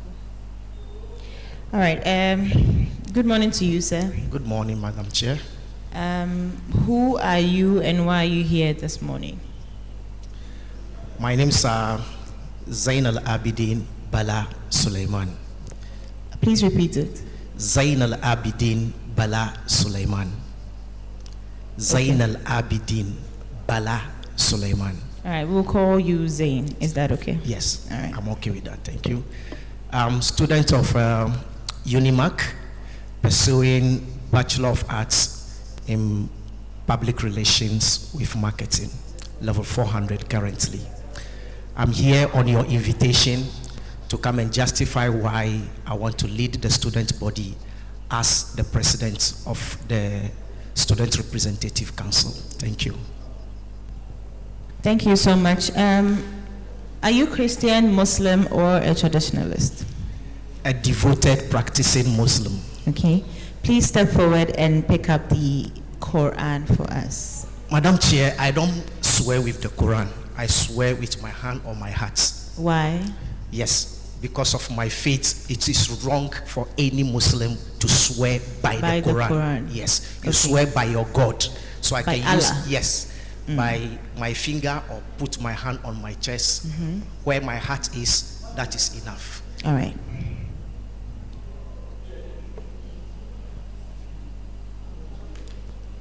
All right, please place your hand on your chest then, on your heart. And please repeat after me. I, then you mention your full name. I, Zain Al Abidin Bala Suleiman, Do solemnly swear do solemnly swear that all information I have provided to the SRC Coordinating Committee that all information I had provided to the SRC Coordinating Committee and during this vetting process and during this vetting process is true, accurate, and complete to the best of my knowledge. to the best of my knowledge. I further swear I further swear that if elected into office, that if elected into office, I will uphold and defend I would uphold and defend the UniMAC-SRC the Constitution, UniMAC-SRC Constitution, serve the student body with integrity, serve the student interest with integrity, serve the student body with integrity, serve the student body with integrity, fairness, and accountability,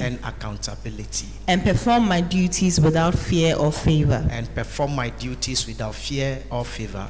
I commit to respecting the electoral process, I commit to respecting the electoral process. abiding by all rules and guidelines governing this election, Please take it. abiding by all rules Abiding by all rules and guidelines and guidelines governing this election, and conducting myself in a manner worthy of student leadership. conducting myself worthy of student leadership. So help me God. So help me Allah. So help me Allah. Please have your seat. Thank you. We have your vice. Okay, thank you.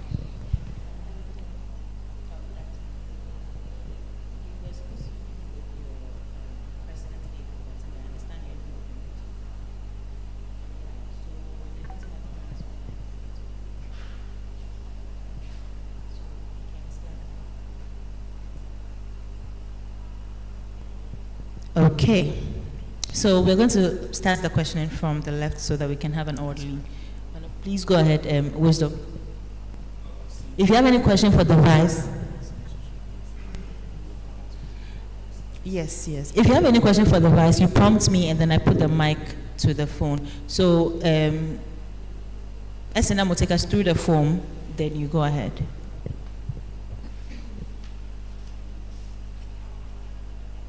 Zane, right? Yes. Good day, how are you doing? How are you too? How are you doing? I'm doing well. I'm also fine, thank you. So,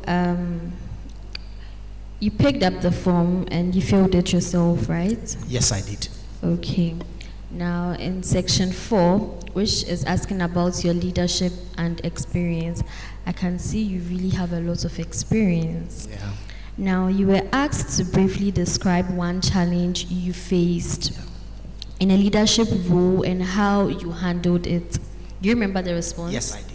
Okay, tell us about it. Okay, so I responded that I faced stiff opposition from some members of the one meeting I served on.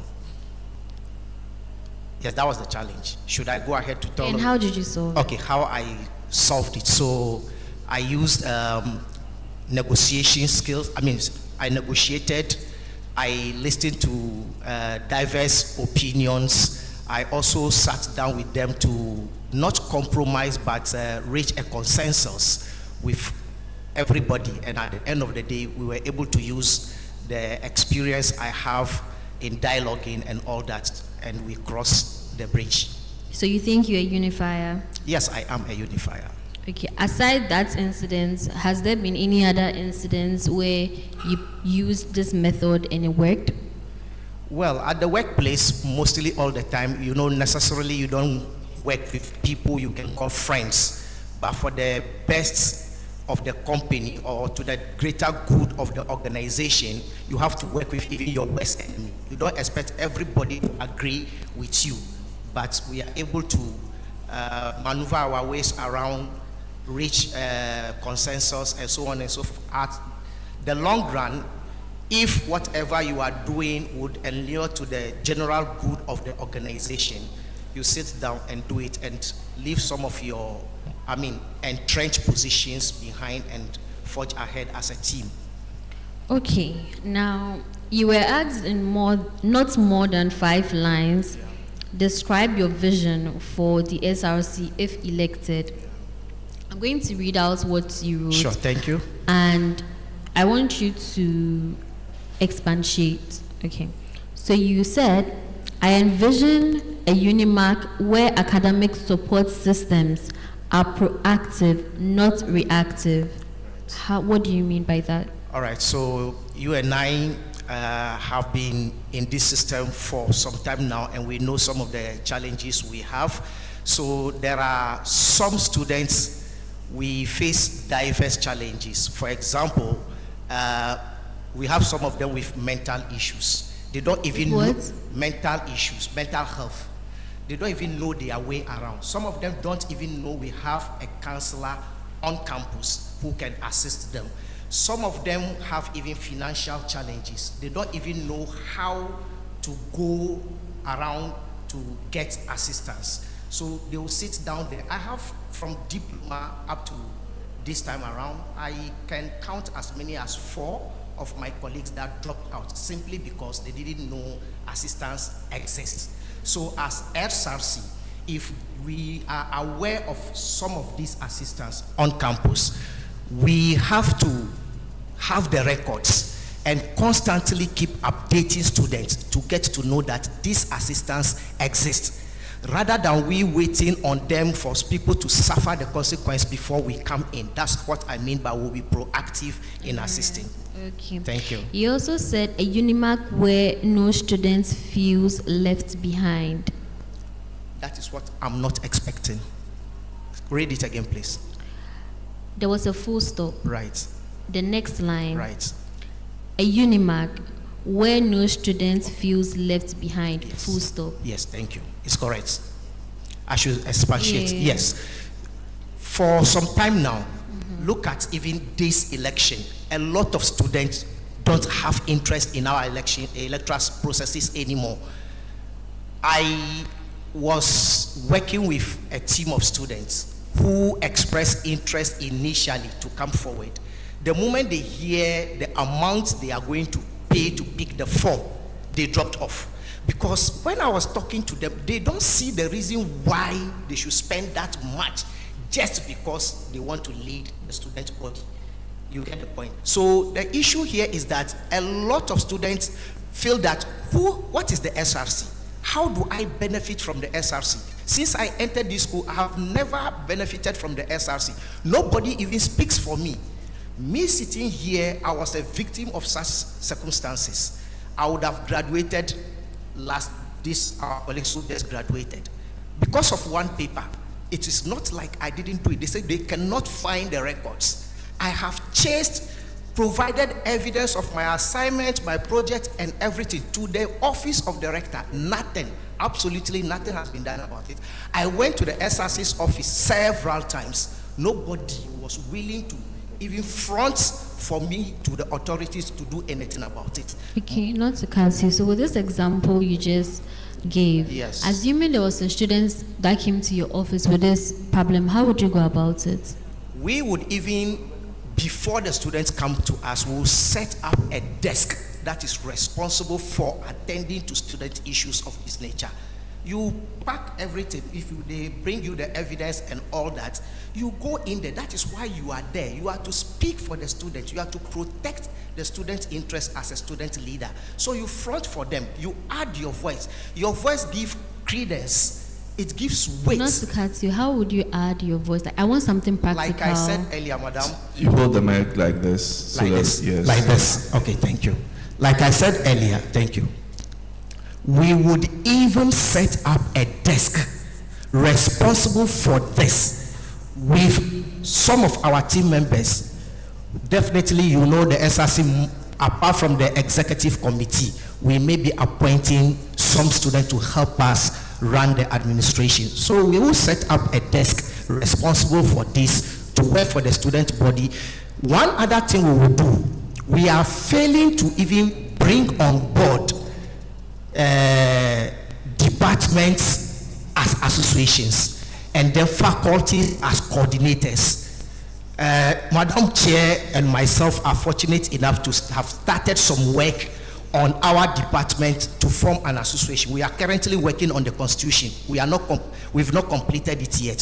So when these issues exist, from the department level, they have their leadership. Leadership can start working on some of these things for their own members. If it goes beyond them, they call on the SRC, and then the SRC will take it out from there and take it to the right authority to make sure that we fight these cases for students. Okay, so you take it to the right authority? Yes, we will. Sure. All right.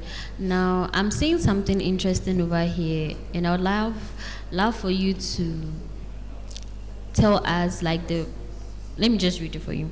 So you said classrooms with fully functional Please hold on. technology. Can we have some silence in the hall, please? Classrooms with fully functional technologies. Right.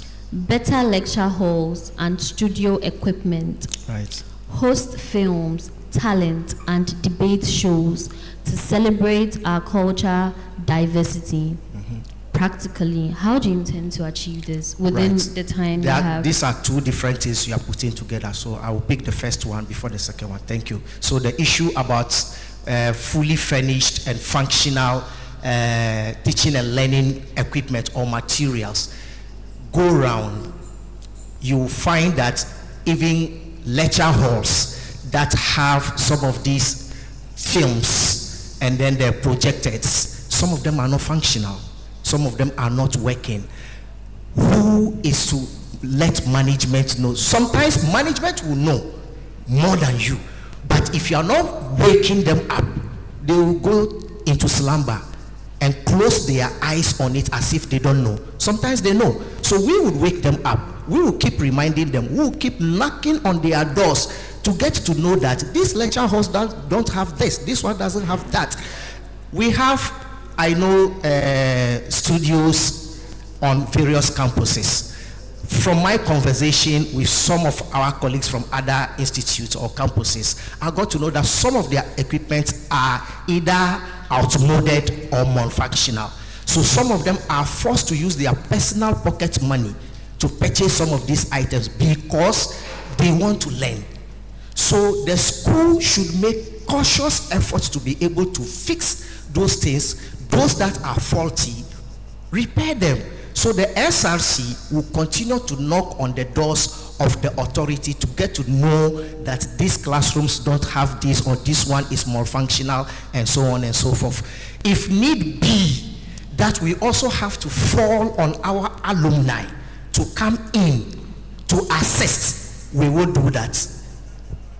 Okay, so if I complete UniMAC and I am somewhere working, knowing what UniMAC has done for me, the knowledge they have impacted in me, and UniMAC students are raising funds to buy projectors, if not for anything, if I cannot even buy single one for them, I should be able to put something in the envelope and come and present to them. Okay. Now, if I understand what you said, you are simply going to be knocking on the doors of management or the management school, and probably our alumni. So, should in case there's not enough money, right? They can give you an amount of money. What would you do?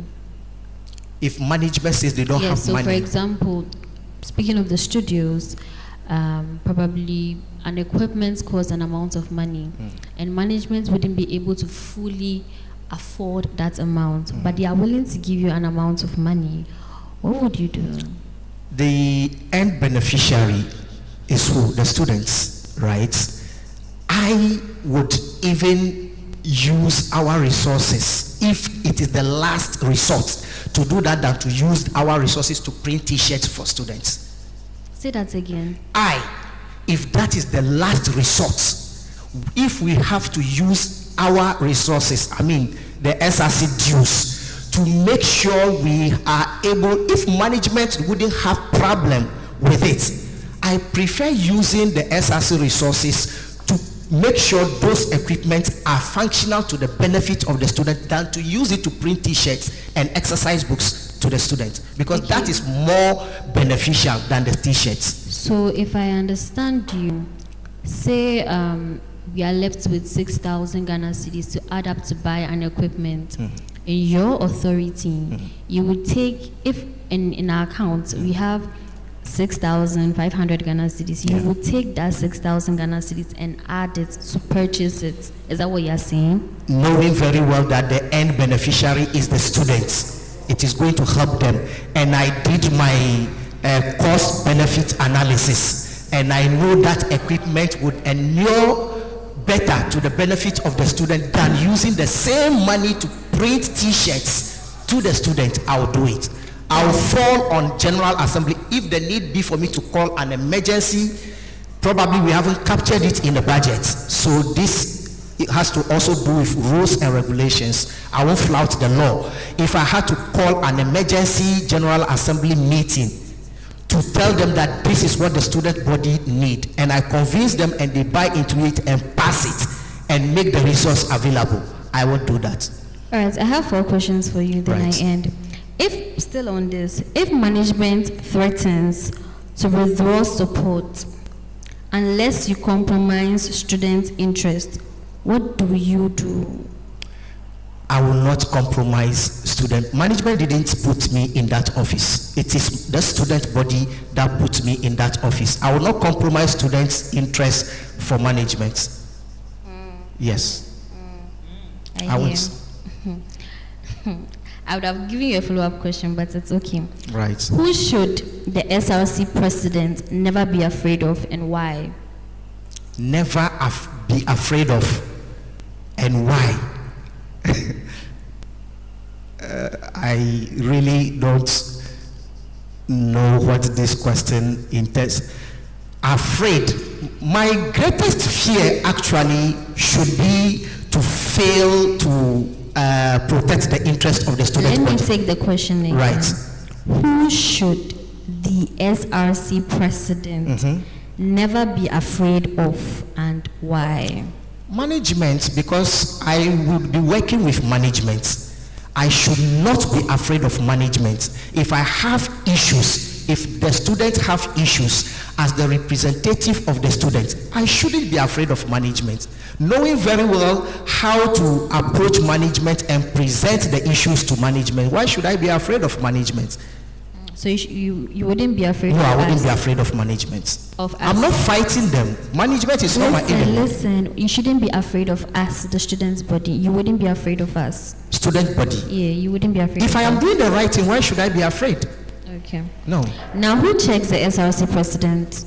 Who checks the SRC president? Checks. We have various checks and balances for the SRC presidents. We have the Constitution, one. We have the audit committees, two. We also have the judicial review to check the SRC. All right, my very last question to you. It is my last question to you. I'm yet to read your manifesto. Okay. Okay. But should we remove your manifesto today? Why should students still trust you? Thank you very much for that question. Madam Chair, students should trust me because I know very well if I am voted into office, I cannot do things on my own to break any laws. The SRC Constitution is watching. The student body is watching. My track records are there, like you started by saying that I have very rich experience in student leadership and all that. I have never broken any law or taken any issues upon myself to do things on my own. That is why I was able to gather that experience. So students can trust me because I have the track record. Thank you, Madam Chair. No, but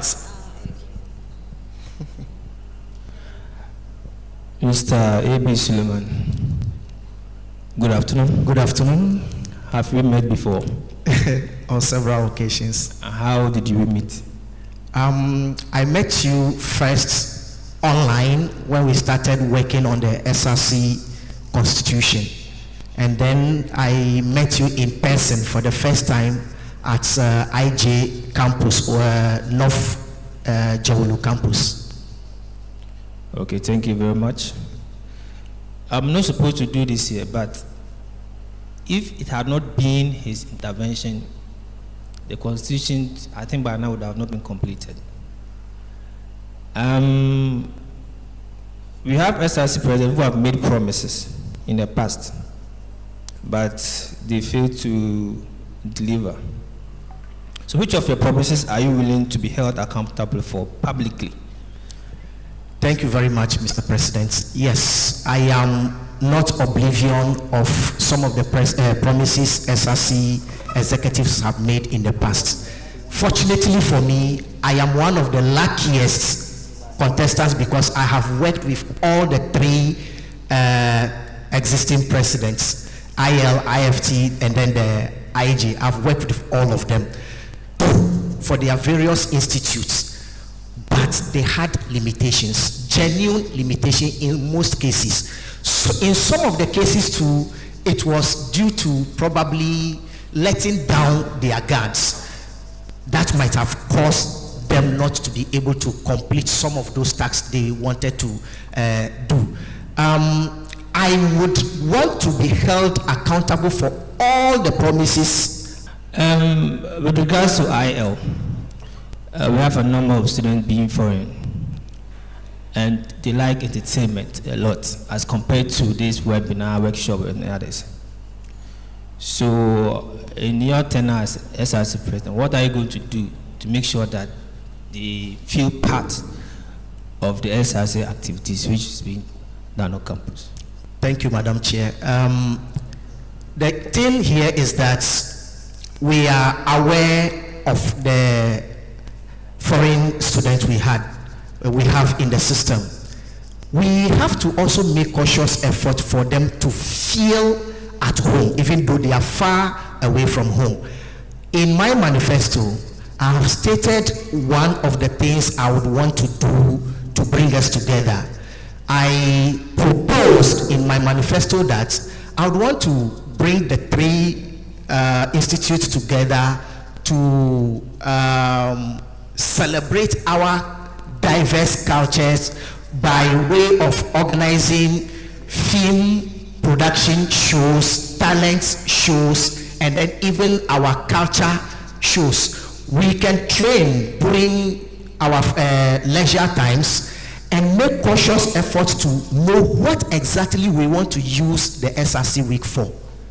IL, for example, can train maybe a culture performance of maybe Congo or Dabanli in Ghana. And then IJ can decide to train for a culture performance of maybe the people of Togo or airways from Volta region. By so doing, or we can even make a particular day out of the SRC week for the demonstration of our local meals, local dance, and then if they are also part of it, we can also give them the opportunity to also create some talent among themselves to also come and do some performance of their local dance, food, singing, and all that to make them feel that at least they are home away from home. So we will do that, and we will do this hand in hand with the organizing secretariats and collaboration with the various campus or institute specific representatives to be able to know the foreigners we have, their nationality and all that, so that we don't end up giving Nigerians something from Ivory Coast which they will not appreciate. Thank you, Chair.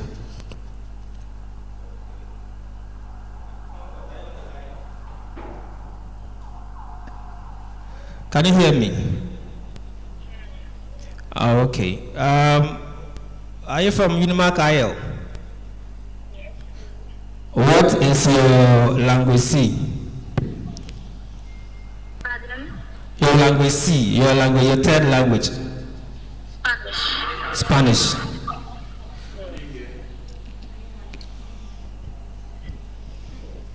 Okay, kindly introduce yourself in Spanish for us. Okay. Buenos días. Buenos días. Me llamo Comfort Ata. Soy de Ghana. Tengo 23 años. Soy una estudiante de la Universidad de Medios, Artes y Comunicación. Bueno. With your experience as a language student, tell me what you're going to do to help the SRC president succeed if given them. Oh, what did she say? She told us about her name, and then she's a student of UniMAC, and then the class she is. So that's what she said basically. Started with the greeting, Buenos dias, mi amo. I said, as a language student, translation student, what are you going to do to help the SRC president succeed if given the nod?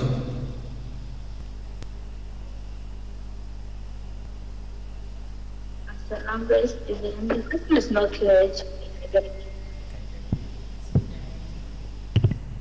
Okay, what I'm saying is that as a language student, yes, if given the nod, what are you going to do to help the SRC president succeed when given the nod? Did you hear me now? Yes, you are listening. So as a language student, I believe communication is the key to success of the SRC program. So I will help by ensuring that information about programs is clearly communicated to students, especially across different campuses, so everyone understands its purpose and the benefit. So are you saying that you make sure that all communications are being done in French and English? So that everyone will understand. The language that everyone understands, we have to make that language clear to the person. Okay. Gracias, señorita. That's all that I wanted to understand, because most of our colleagues are francophone. So when you're giving the nod, you should be able to make sure that SRC communications are not only in English. You do it both French and English, and you are lucky you have people to do that for you free of charge. Your vice is an expert in that. Thanks. It's a pleasure.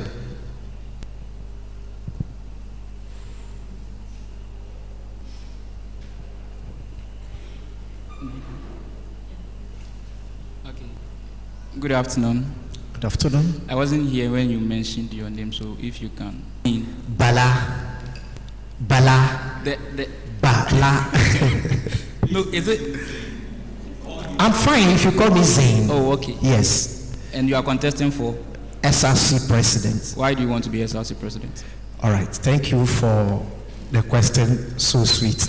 I want to be the SRC president because it will be very selfish on my part if I haven't contested for the SRC presidency, because I have rich experience in student leadership that at this material point in time in the history of UniMAC, that we are looking forward to how to, in reality, no longer on paper, unify all our institutes so that we don't think institute or campus specific anymore.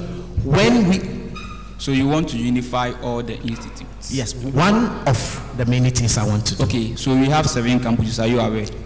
Yes, I am aware.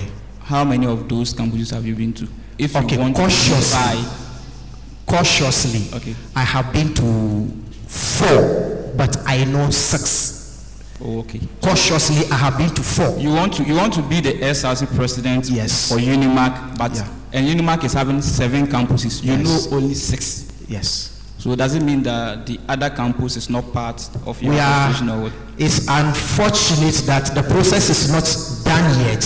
We are still in the campaign process. We are still in the electoral process. By the time we will be doing the voting, I will be visiting all the campuses. I'm sure you had in mind of becoming SRC president for about 1 year now, Yes. if I'm not mistaken, because I've Yes. seen your flyer on the old campus for a very long time. I was only welcoming students. Oh, okay. That flyer was only welcoming students. Oh, okay. Yes. Okay. Okay. But in IJ or for UniMAC, when we see people do that, we You have the give some. perception that, Okay, yeah, it's nice. If it has given the students some idea to even be expecting me to come and lead them, then that's positive. Oh, okay. Yeah. Oh, okay. So you've had this in mind for a very long time that Yeah. you wanted to be SRC president, right? Judging from that flyer? Not or from that, that flyer. Okay, yes. Okay. Yes. So for you, Yeah. power and popularity, which of them will you go for? Repeat that again, please. Power and popularity. Okay. Do you want to be popular or you just want to assume power? Thank you, Madam Chair, for that question. For me, Madam Chair, please. No. Oh, okay. Sorry. It is protocol to address the chair. You draw the power to question me from her. Okay. Okay. Thank you. That's fine. Madam Chair, for me, I see popularity as acceptance. That's how I see popularity. It's just acceptance. But when you talk about leadership, that is responsibility. I asked you a question. Yes. Popularity or power? And I'm explaining to choose for you so that you get why. Them will you choose? Popularity You are supposed to or? go for one. Okay. If you are not going for any of them, you tell me you are not going for any of them. Did you say popularity and leadership or power? Or power? I'll go for power. Why do you want? Because power would give you the responsibility to execute what you want to execute. Popularity will not give you that. Would you ever compromise on something? Compromise? I'm not sure. I won't. You will never compromise on something. Okay. No. So let me give you this case study. Right. Okay. You are the president. Okay. Inshallah. Yeah. Management has come to you. Zain, we want the student body to do this for us. The student body are not in support of what management is proposing, but they want you as the SRC president to enforce that on the student body. Are you going to do that? We live in a democracy. You cannot force people to do things against their will. The thing is here. What exactly does management want the student body to do? Okay. Were you aware? Some students were not comfortable about this online thing. Good. Yes, I'm aware. Myself, I'm not comfortable with it. Okay, so in this case, we can say management imposed it on students. So if such a thing happened, what are you going to do? So at the end of the day, I'm not representing management. I'm representing the student's body. The student body interests should be my utmost priority. At the end of the day, I'll go around. Issues will come to my table as the SRC president. I won't be able to even, what's the English word? Be able to collect the tension on the ground. I will know the direction students want to go. If the need be for me to then pick student opinions, probably in survey and all that, to be able to know what direction students want to go and why, I'll go to management and put the issues on table for us to talk about it. So did you listen to students' concern during this online saga? Yes, I did. And you went to management? No, I didn't. I don't have the power to do that. You don't have the power to go to management? No, I don't. Oh, okay. I don't. Why am I going there? What am I going to do? On what capacity am I going there? Okay, personally. Personally, I spoke to some lecturers I am familiar with. Okay. You get the point. And I was, even during lectures, I was able to express, if the Dean of Students he's one of my lecturers for this semester, several times I was able to articulate my personal opinion and opinions of students on why we are not for this particular. So who is the first point of call when going to management? Dean of Students, of course. So during this online saga, you met Dean of Students, right? Yes, I did. Did you discuss that with him, and yes, what was the feedback? Well, for now, he just said we would cross the bridge very soon. So you people should be patient with us. He's been, from my understanding, he's been diplomatic. He doesn't want to open up whether he is for the student or he's for management. He didn't express any of that. He's matured when it comes to communication, so he'd handle it very well. He didn't even do a good job there. Who? You. I didn't go there to do a job. I went there to express sentiment and opinions. For the fact that because I know him, if he can take that one up, I didn't go with any tickets. I didn't go with any power, no authority. I only expressed opinion and sentiment to him. That as the Dean of Students, these are our sentiments as students. Okay. Yes. And sometimes I do that even during lectures. I expressed this to him during lectures. There was once he came to lectures and he said students should express their opinion freely without any fear of intimidation. What exactly are some of the challenges we're facing? That was prominent in some of the issues we tabled before him. Okay. Do you accept the fact that leadership is a burden? Leadership is a responsibility, not a burden. It's not. It's a responsibility. Yes, not a burden. I don't see it as a burden. I have some questions for you, but what will you not promise? You've seen like some of the aspirants come out with maybe some of the policies, but you, what will you not promise? I will not promise heaven on earth. I won't promise heaven on earth. Heaven on earth is? Okay, where I should know my limits as SRC president. Things that are beyond the office of the SRC president. I won't go making those promises. I won't go to students and promise them that I'll build hostels. I know hostel is a very big issue when it comes to the student body of all our 3 institutes. Basically because for some divine design, our 3 institutes all found themselves in very prime areas in Accra. Please hold on. Right. Please. The distraction. Hello, ladies and gentlemen, please. Okay, go on. All our institutes found themselves, for some reason, in very prime areas in Accra. So it makes accommodation very expensive. I should not take advantage of this vulnerability of students and go promising to build hostels, where I don't even have the resources to do that. What I can do is to promise that if hostel issues is paramount, like it is right now, I would work with management. Like if Dean was here, one of the discussions we had with him, he also have that vision that he has been tabling before management to be able to at least work around, if they will work with estate developers to do it and run it for some time. Build, operate, and what's the term? Build, operate, and I've forgotten the last term. Sorry for that. You build, operate, and then give it back to the institute you have built it for.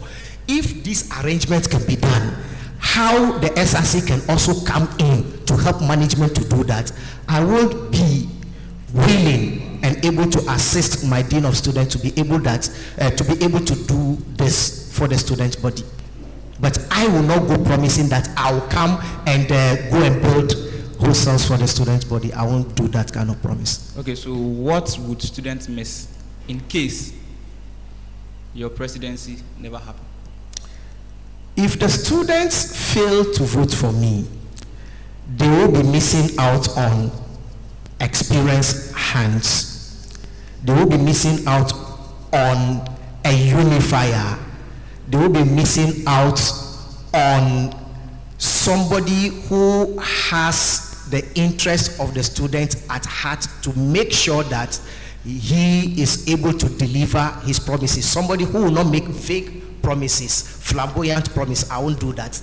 They will be missing out on very experienced and somebody who have them at heart to be able to do things in their interest. Basically, what do you want to be remembered for in case you become the SRC president and somebody like me cannot mention your surname? I would want to be remembered for, oh, that was the guy who was able to successfully unify UniMAC. The guy who was able to successfully make it possible for UniMAC students in Tamale campus seeing himself as UniMAC student, not UniMAC IL, not UniMAC IJ, not UniMAC IFT. I would want to be remembered for somebody who transformed the SRC, reinvigorates SRC activities, and give back hope and trust to the student body to have that hope and trust in the SRC that it stands for the student body.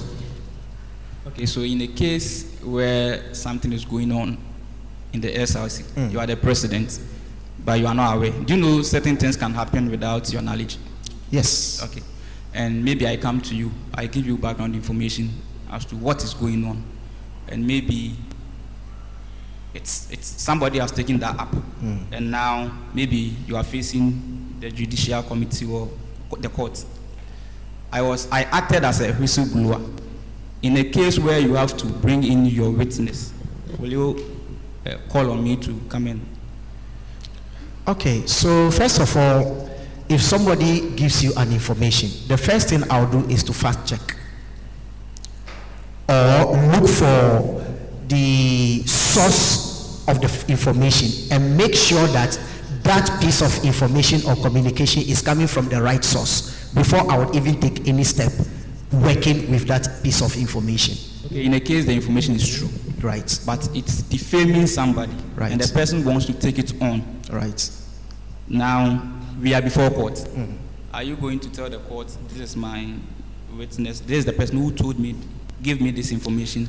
Unless the courts use subpoena, because they have the powers to subpoena anybody under their jurisdiction or subject to them, anybody that is subservient to the Constitution. The Judicial Committee or the Chief Justice has the power to subpoena. If I am not pushed to that subpoena level, there is no way I will disclose my source. Okay, so in a case where your good friend, or let's say the General Secretary, betrays you in a scandal. Betrays me? Yes. Okay. In a scandal, maybe the General Secretary gives out information that is not supposed to go out. What will you do? What will be the first step you will take? Right. We are all subject to the SRC Constitution.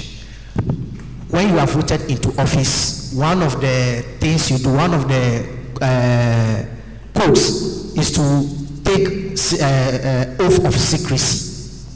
So if that thing is a personal thing away from my office, I'll take it on personal basis with him. But if he did it in his capacity as the SRC General Secretary and to me as the SRC President, we'll leave it to the Constitution to take its due course. Okay.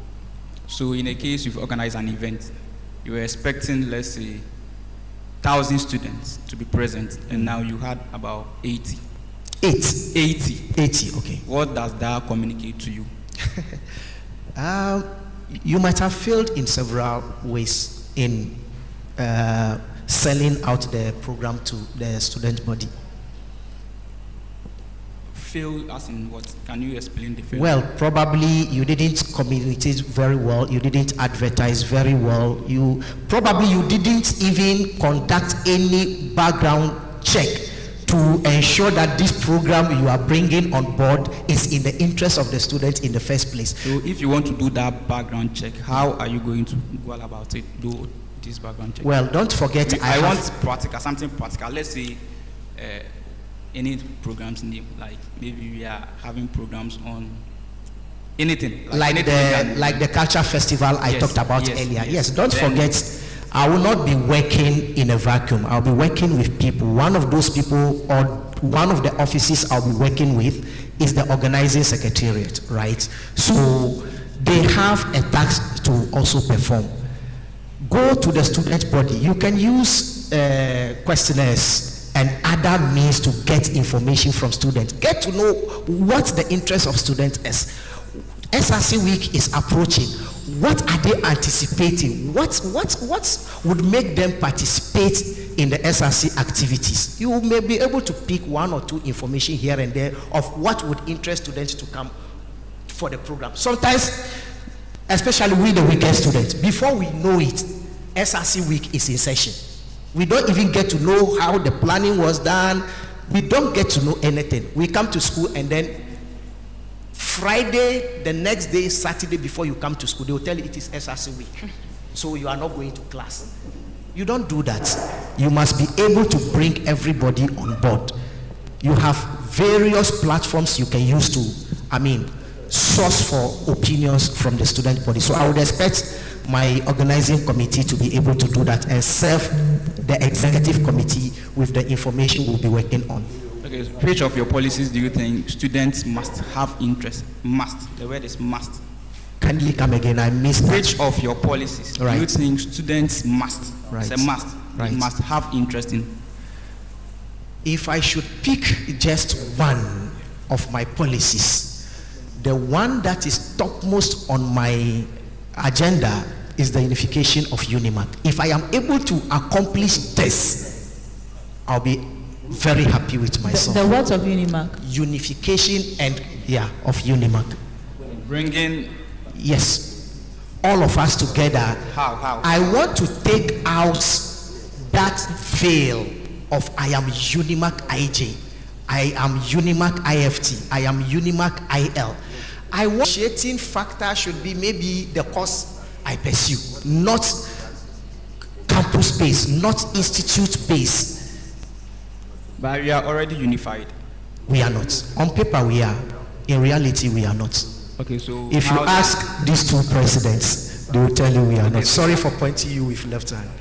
So how then do you, because you are saying you don't want the situation whereby somebody will say, I am from UniMAC-IJ, the other will say, I am from UniMAC-IFT. So what practical measures will you put in place to ensure this unification you're talking about? Yes. Fortunately, during the time of the work, you can visibly see that everybody just came there to represent their institutes. I am going there to represent. So every provision anybody puts on the table, how does that benefit IFT? How does that benefit IJ? How does that benefit IL? We are not looking at UniMAC specific.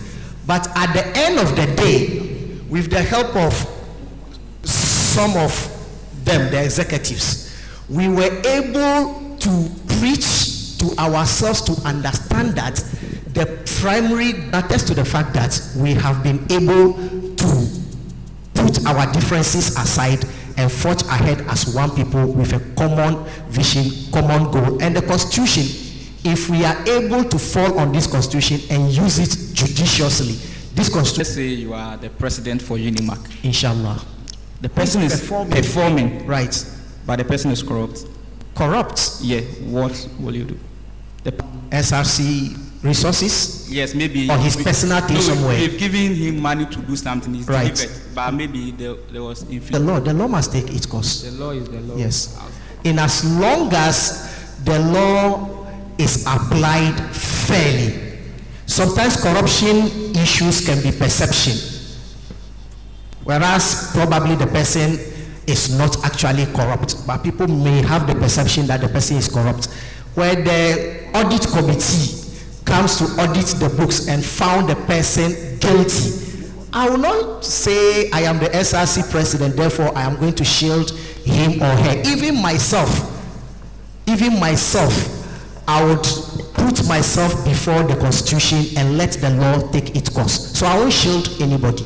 In my administration, I'm not going to shield anybody. I'll leave the law to take its course. Okay, so under your administration, if students decide to go on a protest against the entire SRC administration, what will be the first step you will take?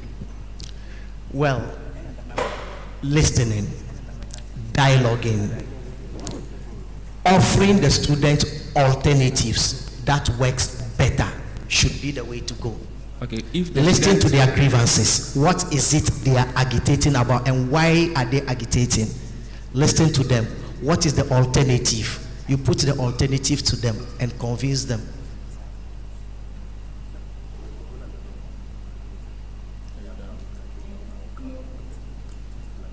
Okay, so that question is not yet, it's not answered in the way I want. Right, that's the best. Right. Let me put it in a different way. Let me put it in a different way. Maybe the SRC has done something. Students are protesting against what you have done. Is that sanctioned by the SRC? Sorry? Is it sanctioned by the protest? Is it sanctioned by the SRC? No, or just students? Students are doing their, they are not accepting what the SRC did. Okay. And now they are calling for all heads of the SRC, like all executives, to be ruled out. I said earlier that before you even decide as an executive body to do something for the student body, it should really be for the student body, not for you.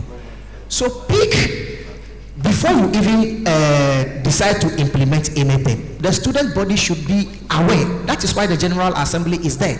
You have student representatives. So agenda for calling General Assembly meeting should be published long beforehand so that the representatives are able to discuss it with the people they are coming to the General Assembly to represent, to be in the know.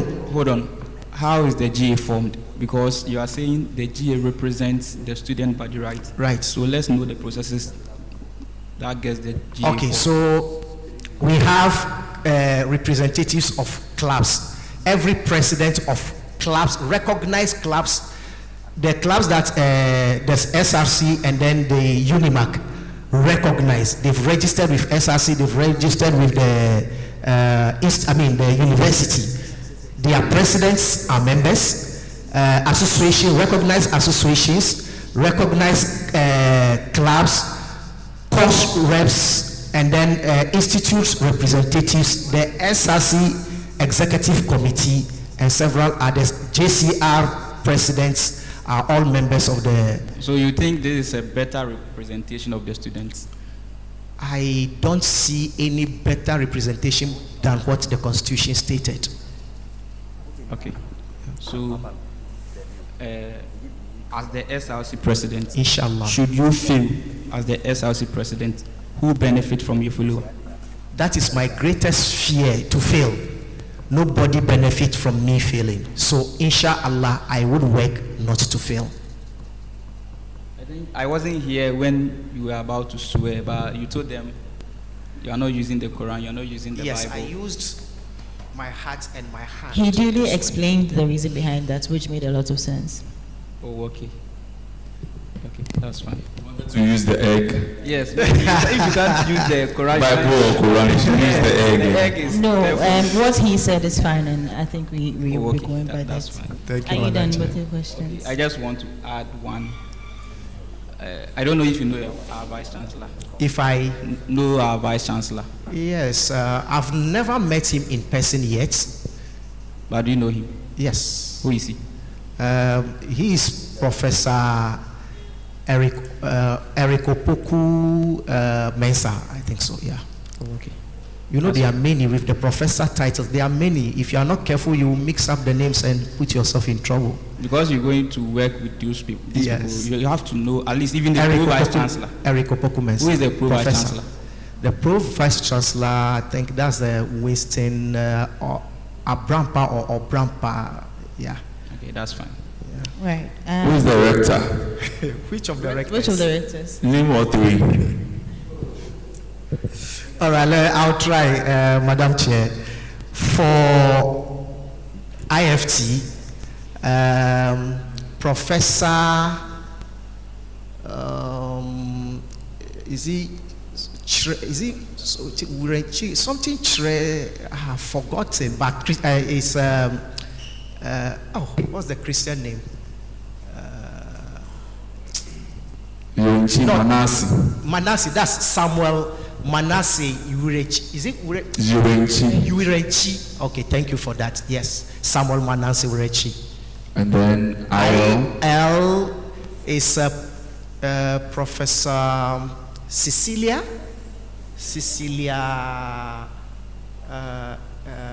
Adai, I believe. Adai. All right. Okay. And IJ, Professor Christiana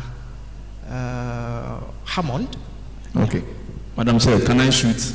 I haven't even shot my own. Oh, okay. Well, so we are just trying to go by how he is heated. I wouldn't take too much of your time, but I'm hoping that you can give us a lot of clarifications. I've been through your policy document, and I did see mental health, which makes a lot of sense, but I didn't see anything on health. So when I say health, I mean, all right. Yeah, exactly. So under your tenure, should you become president, are we just going to be falling sick on campus and having yourself and the potential voter? And this is something that is very important to you, and you are tabling it to me. Unfortunately, my policy document didn't capture it, so it's giving the nod. It is one thing we would consider, and how are we going to consider it? I think personally, I have not been so satisfied with just taking our blood sample. Do they even take urine? No, I don't remember them taking urine. I think it's just blood sample for the medical of which we don't even get to know the results. We've never got to know the results. I've never been satisfied with that. We should do better. So I think we should go even further to encourage students to have either private health insurance or the public health insurance. At least you must be able to insure yourself. From time to time, we can also work with management and invite some of these health facilities they've been bringing on board as part of their corporate social responsibility to come and run some other health screening to us and give us the results. If possible, recommend or prescribe some medication for us to tell us that, oh, though you look very healthy, but you've not been doing so well, your system says you should do A, B, C, D. Okay. Then we can do All right. that. Thank you. You're welcome. Your vice, can I get her name again? Can you? Your vice president. Can you do what? Get her name again. You're running mate. Comfort sorry. Arthur. Right. Where is she from? She's from, I know she's from Western North. She called the name of the village, but I'm sorry, I forgot the name of the village specific. What are the qualities that you saw in her that made you choose her as your running mate? All right. So by having a conversation with her. Did you know her prior to the decision to run? Prior to the decision to run, I met her briefly, and it was not anything so deep like personal business, no. Okay. But I did my survey, my underground work on the 3 campuses in search of a running mate. So I picked some names from recommendations.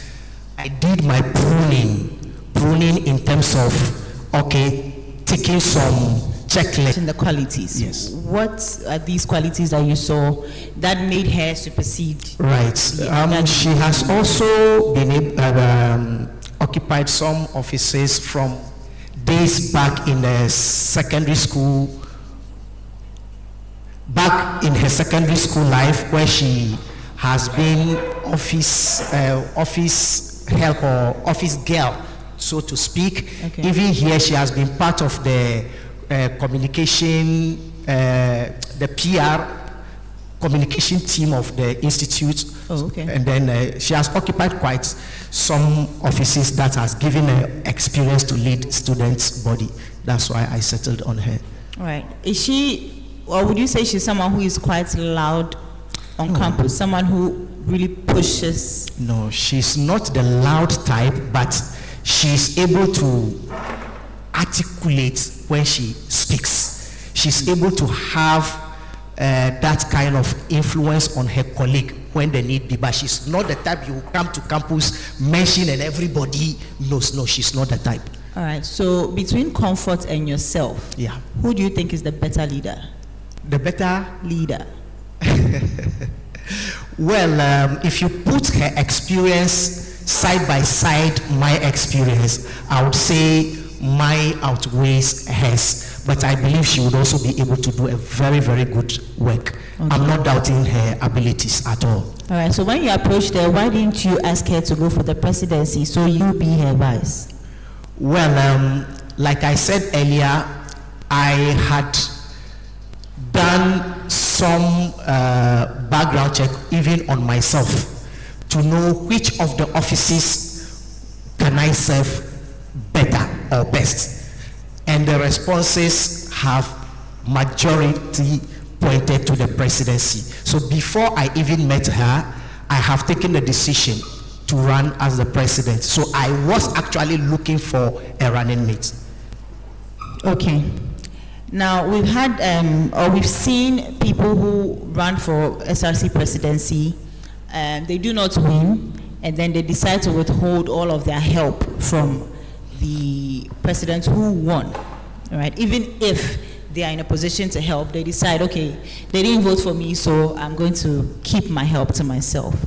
So should you lose this election, how would you still contribute positively to the SRC and the students' body? Thank you, Madam Chair. In the most unlikely events that I lose this election, my doors are always open. My heart is open to UniMAC. My aim is to help UniMAC the best I can. So you see, sometimes the cases are not even that those who lost the election decided to coil back into their shells. It is those who won that do not want those who lost anywhere close to their administration. The cases are both.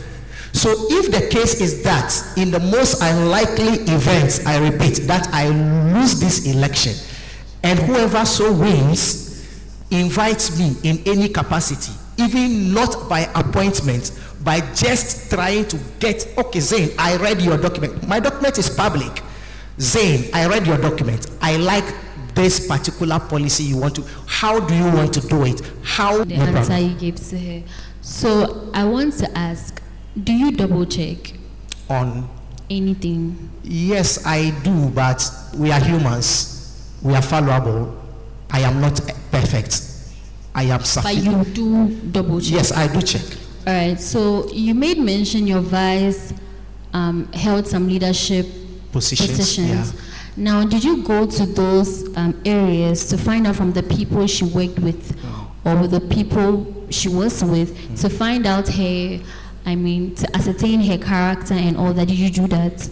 Yes, I've spoken to one or two people on this campus because this is where she is currently, but I don't have the capacity to go far back into her secondary school. I haven't done that. So only people you spoke to are the people here on campus? Her president, Excellency Wisdom. I spoke to him about her. He's the only person you spoke to? I said I spoke to quite a number of people. And there I'm is a gentleman, asking, even yesterday, called, what's the name? Was it Samuel or, yeah, a certain gentleman here yesterday. I spoke to him. And the feedbacks they all gave you were positive ones? Yes, it's possible, positive. Like I said also, I did some checklists that I ticked. So during that, I did some questionings here and there. So I've spoken to quite a number of people. Thank you. Okay. All right. Good afternoon. Good afternoon, Mr. Chair, Madam Chair. How are you doing? You see, because you've been the chairman of one of my committees, so you are confusing me. I'm great, Chair. Okay. Would you want a break?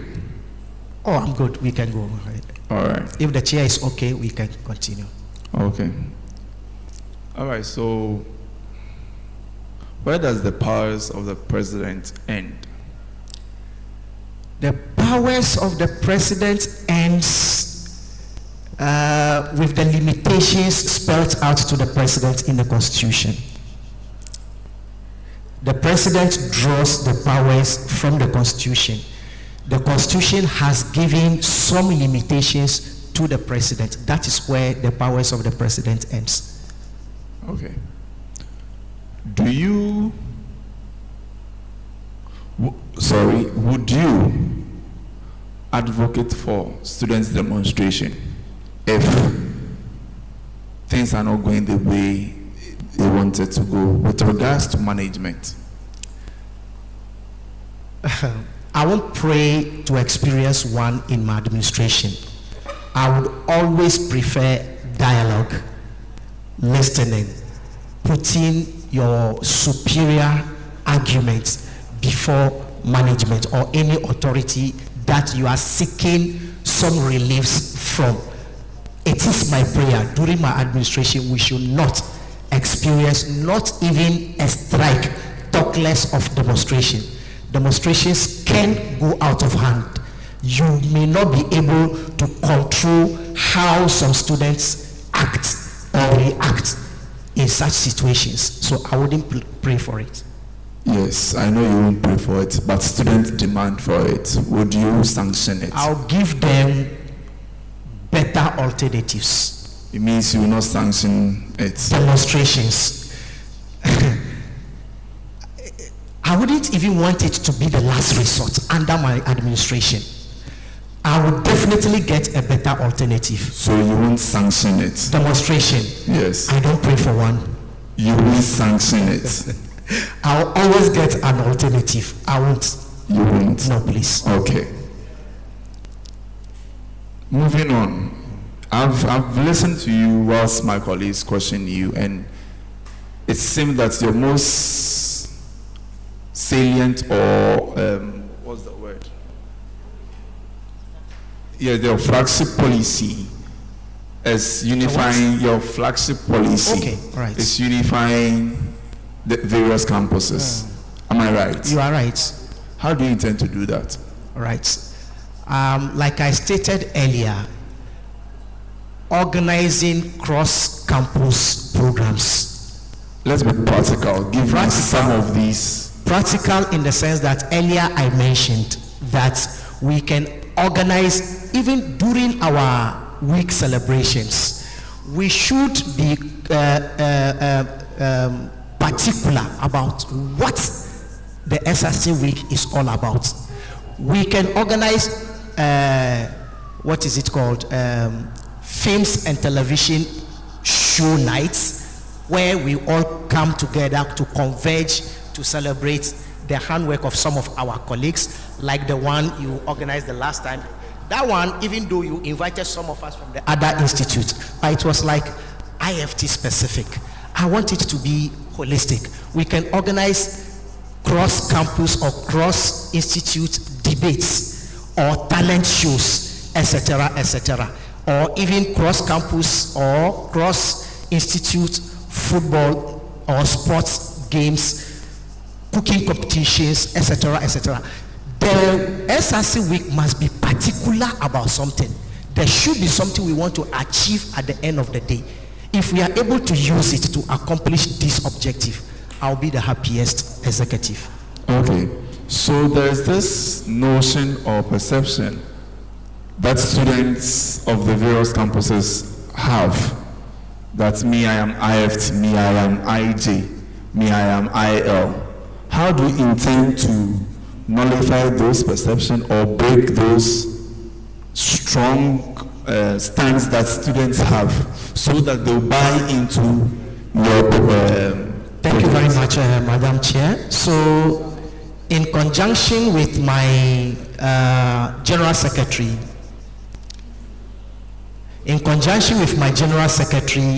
and then the Public Relations Officer of the SRC, we will sit down, we will create digital platforms on which all of us, like the WhatsApp platform currently we are using. You see, even that one, I can see, I think there are two. One on which we block, you cannot comment there. Because mostly when you post any important information on the Makola market one in quotes, because of the comments, sometimes some of us, by the time we go there, 3,000 messages. There is no way you'll be able to scroll through these 3,000 messages to be able to get the important information. So there should be a parallel one where all the students would also be on it. And then when you put message there, at any given point in time, they will not be able to access those messages. Where we are all there and we are all discussing, all these things are happening, cross-campus activities are happening. In the long run, we should be able, if management can also help to come in and then probably at least, even if it is one of your practical course or program, you go to the other campus to go and team up with the other students there as UniMAC students to pursue. That would also go a long way in assisting with this unification agenda. If management is willing to do that, are you not going to propose it to them? Because they on their own may not look at it from that point. Yes, that's why I say if management will buy into it, that means proposal. All right, so I have a follow-up based on the response prior to this one. When he asked you about practical ways you intend to unify us, you gave some examples such as a cooking competition, football, and many more. Now, should in case we want to do this, how do you intend, with having this whole unifying thing in mind, how do you intend to make these things come to life? For example, in a football match, you need two teams. So are we going to play against each other as an institute or what? No, we can even do it, maybe give names, color codes, names, etc., etc. The individuals in the game, how do you tend to make them play? That's what I'm going to. So, like I said, we can do color codes. Let's say red, white, blue, and maybe green across campuses, where the students who come out to participate in these activities, you pick. Whatever color you pick, that becomes your team. So IL picks red, maybe IL student picks red, IJ student pick red, you become one team. So we are not going to do IJ playing against IFT, IFT playing against IJ. That's not the way it's going to be. And I'll work together with the organizing committee. And then I believe in the constitution we also have a sports committee, right? So we'll put these teams together. Probably they also have some ideas that might be even better than what I'm saying here. We'll put them together and see how we'll forge ahead. What are your policies on student welfare? Well, the student welfare, I'll just borrow one of the very brilliant ones the chairperson suggested earlier. We should be very particular about our health, because they say in a healthy body reside the healthy brain. So we should take our health very, very important. You see, people even go through stress. Registration alone can stress you out to the level that the very first week of lectures, you don't even know what you are doing in class. SRC should be able to come in, set desks, and appoint interested students to take responsibility of some of these things. When I was coming, the SRC I came to meet, they actually did something like that. There was a desk. When you come in there, you go to the auditorium, IJ auditorium, you put your details in there, they assist you seamlessly for you to do the registration. And we really appreciated that. The subsequent SRC executive that came, they didn't give us that. So you have to do everything on your own. And it is so stressful. Sometimes even your ability to even identify and locate your lecture hall is wahala. It will stretch you. You register, and then the system will tell you that the registration is not complete. You are trying to even click on something, it is telling you is it overload or something. All kind of funny responses. So if the SRC can set aside maybe a desk to help students to do all of this kind of thing, at least you are helping to reduce the stress, anxiety, and all that. You are helping in enhancing the welfare of the students. Okay. There's one peculiar challenge on IFT campus. Okay. Which is lack of sitting area.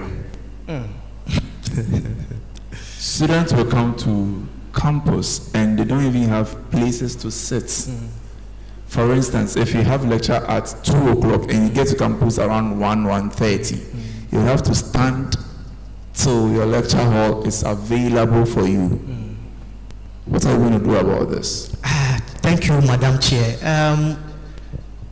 Madam Chair, this is not a peculiar IFT issue. I think IL has done so well. At least they have some, what we popularly call in secondary school, lovers bench. At least they have some. I know probably it may not be enough. You see, there are some of these organizations, if you are plying the streets of Accra, whom are constructing some of these bus stop benches and all those kind of things. We should be able to make our research and know some of those organizations. How do they do it? What is the condition of doing it? Can we also go out? Now we have the numbers. Let's leverage on our numbers to get organizations to come to our aid as part of their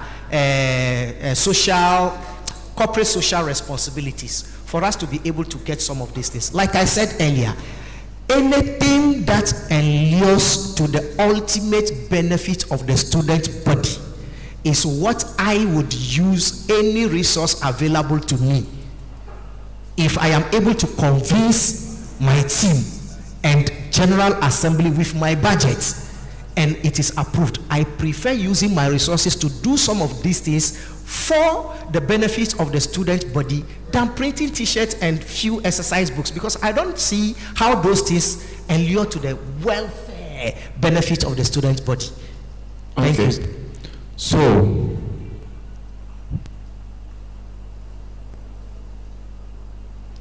how would you address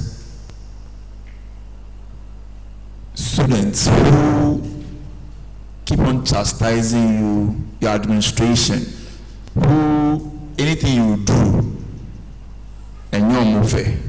How would you handle such students? Thank you, Madam Chair. Experience, they say, is the best teacher. I have some system of reacting to criticisms in public. The first line of action is listening. You listen to what the criticism is all about to understand why they are criticizing you. Sometimes, mostly also, lack of information make people to have perceptions and say things about you. You don't withhold information from students. You are not occupying that office for yourself. You are occupying the office for the students. Keep them informed. There are some people, no matter what you do, to borrow, my tree is not so good, but to borrow the tree adage that Sakuko, Sachrakuma, and Yenufe. There are people like that. So I said first, I'll listen to get to understand what is making them to criticize me. Put the information out there. React when silence would hurt you. When silence will not hurt you, ignore. Okay. Now let's talk about funds. By the virtue of the fact of the point that you've served in certain committees and all that, you know the stance of the SRC that we don't have money. Yes. So how do you intend to get with the students' body money? Bear in mind, the SRC dues is not enough. Thank you, Madam Chair. Like I said earlier, we should, at this point in time, be leveraging on our numbers. We are underestimating the numbers we have. What's your assessment of our numbers? Oh, at least we are beyond. We are beyond 1,000 now. The last time I checked, I cannot give you a specific number, but we are beyond 1,000. So any institution, corporate organization, their number one strength or what they leverage on the most is numbers, because they know it is the numbers that brings them the clients. It is the numbers that bring them the money. So we would be able to do things that would draw the, for example, look, we are underestimating these practical courses that we do. Let me give you one example. The entrepreneurship fair.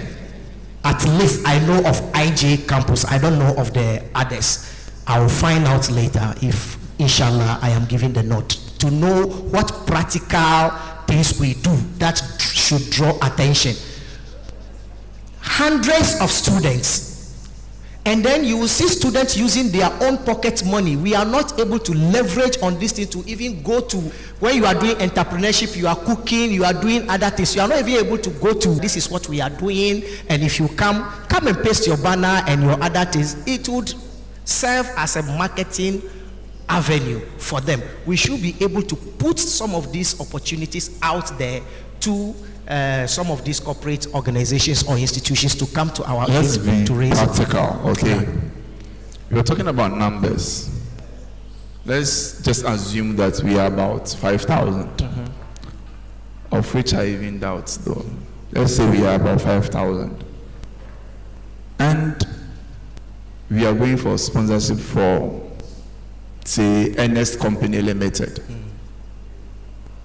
and they Legon is also going for that same sponsorship. Who do you think NS Company Limited will give their sponsorship to? If I am in the chair of who takes that decision, definitely, like I said earlier, numbers is what they leverage on. They would be going there.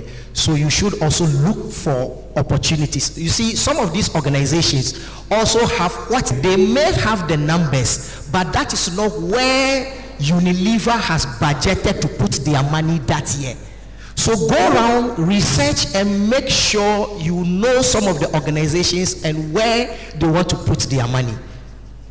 I hope you are getting the point I'm making. So the program you are organizing, know the organizations that are interested in such a program. So, for example, sometimes you want to do something like a Greek fair, but MTN has budgeted for some sponsorship for that year, but that budget is meant for some health fair. It's not for a Greek fair. If you go and apply that you are doing health fair, but you are only 500, and somebody comes with 5,000 numbers, but with health fair, definitely they are not going there because their budget is not meant for that one. They will come to you. So sometimes it's not just the numbers. It depends on the program you are also doing and what the organization wants to put their money into. Okay. Now, you mentioned some of the campuses that you know. Which of them do you know? Physically, and I've been to the cantonments, Studio 1. I think Studio 1 and 3 are on the same land. I've been to Studio 2.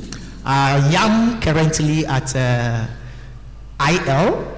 I have been to Osu campus, and then depending on where you stand, either you call it the South Legon or North Jowlu campus. I've been there. I was traveling. It was not a cautious effort. I was traveling some-time. I saw the Kumasi one somewhere, but it was not a cautious effort to visit the place. And then also the Adabraka. I know where it is, but I've not done any cautious efforts to visit the place. Okay, so let's talk about the Kumasi and then the Tamale one. Since you're going to be a president for all of us, do you know the kind of programs they run there? And the nature of those programs? Mr. Chair, I am somebody who believes in... Come again? Madam. Sorry, thank you very much. I told you why I'm confused when it has to do with you. So, Madam Chair, I believe in institutional memories. So, we have archives. So definitely, my predecessors will be leaving some archives. As of now, I have not checked. I don't know yet, but I believe when, inshallah, I have the nod of the students, I will be able to know. And I would even be embarking on familiarization tour to go and get first-hand information on what they do and some of their challenges as well. Okay, so to conclude, this is just an advice to you. Right. I asked this question because, for instance, the Kumasi and the Tamale campus, they run system. They don't do degree programs. It's certificate and diploma. So they don't really, for lack of a better word, see themselves as part of university. So in your unification program, you have a lot of work to do when it goes to the upper regions, the Kumasi and then the Tamale. To unify them, you would have to do a lot of work up there. Thank you. Thank you, Madam Chair. Mr. Zain. Madam Chair. I wanted to, you mentioned, I think when you were being questioned by the lady to my left, you mentioned that you had never made a mistake or so in your leadership, something like that. What was your statement? I said I'm a human, I'm fallible, so I make mistakes. Oh, okay. Yeah. Yeah, you've freed yourself. Thank you, Madam Chair. I was going to, this is your endorsement list. Yes, right? it is. Okay.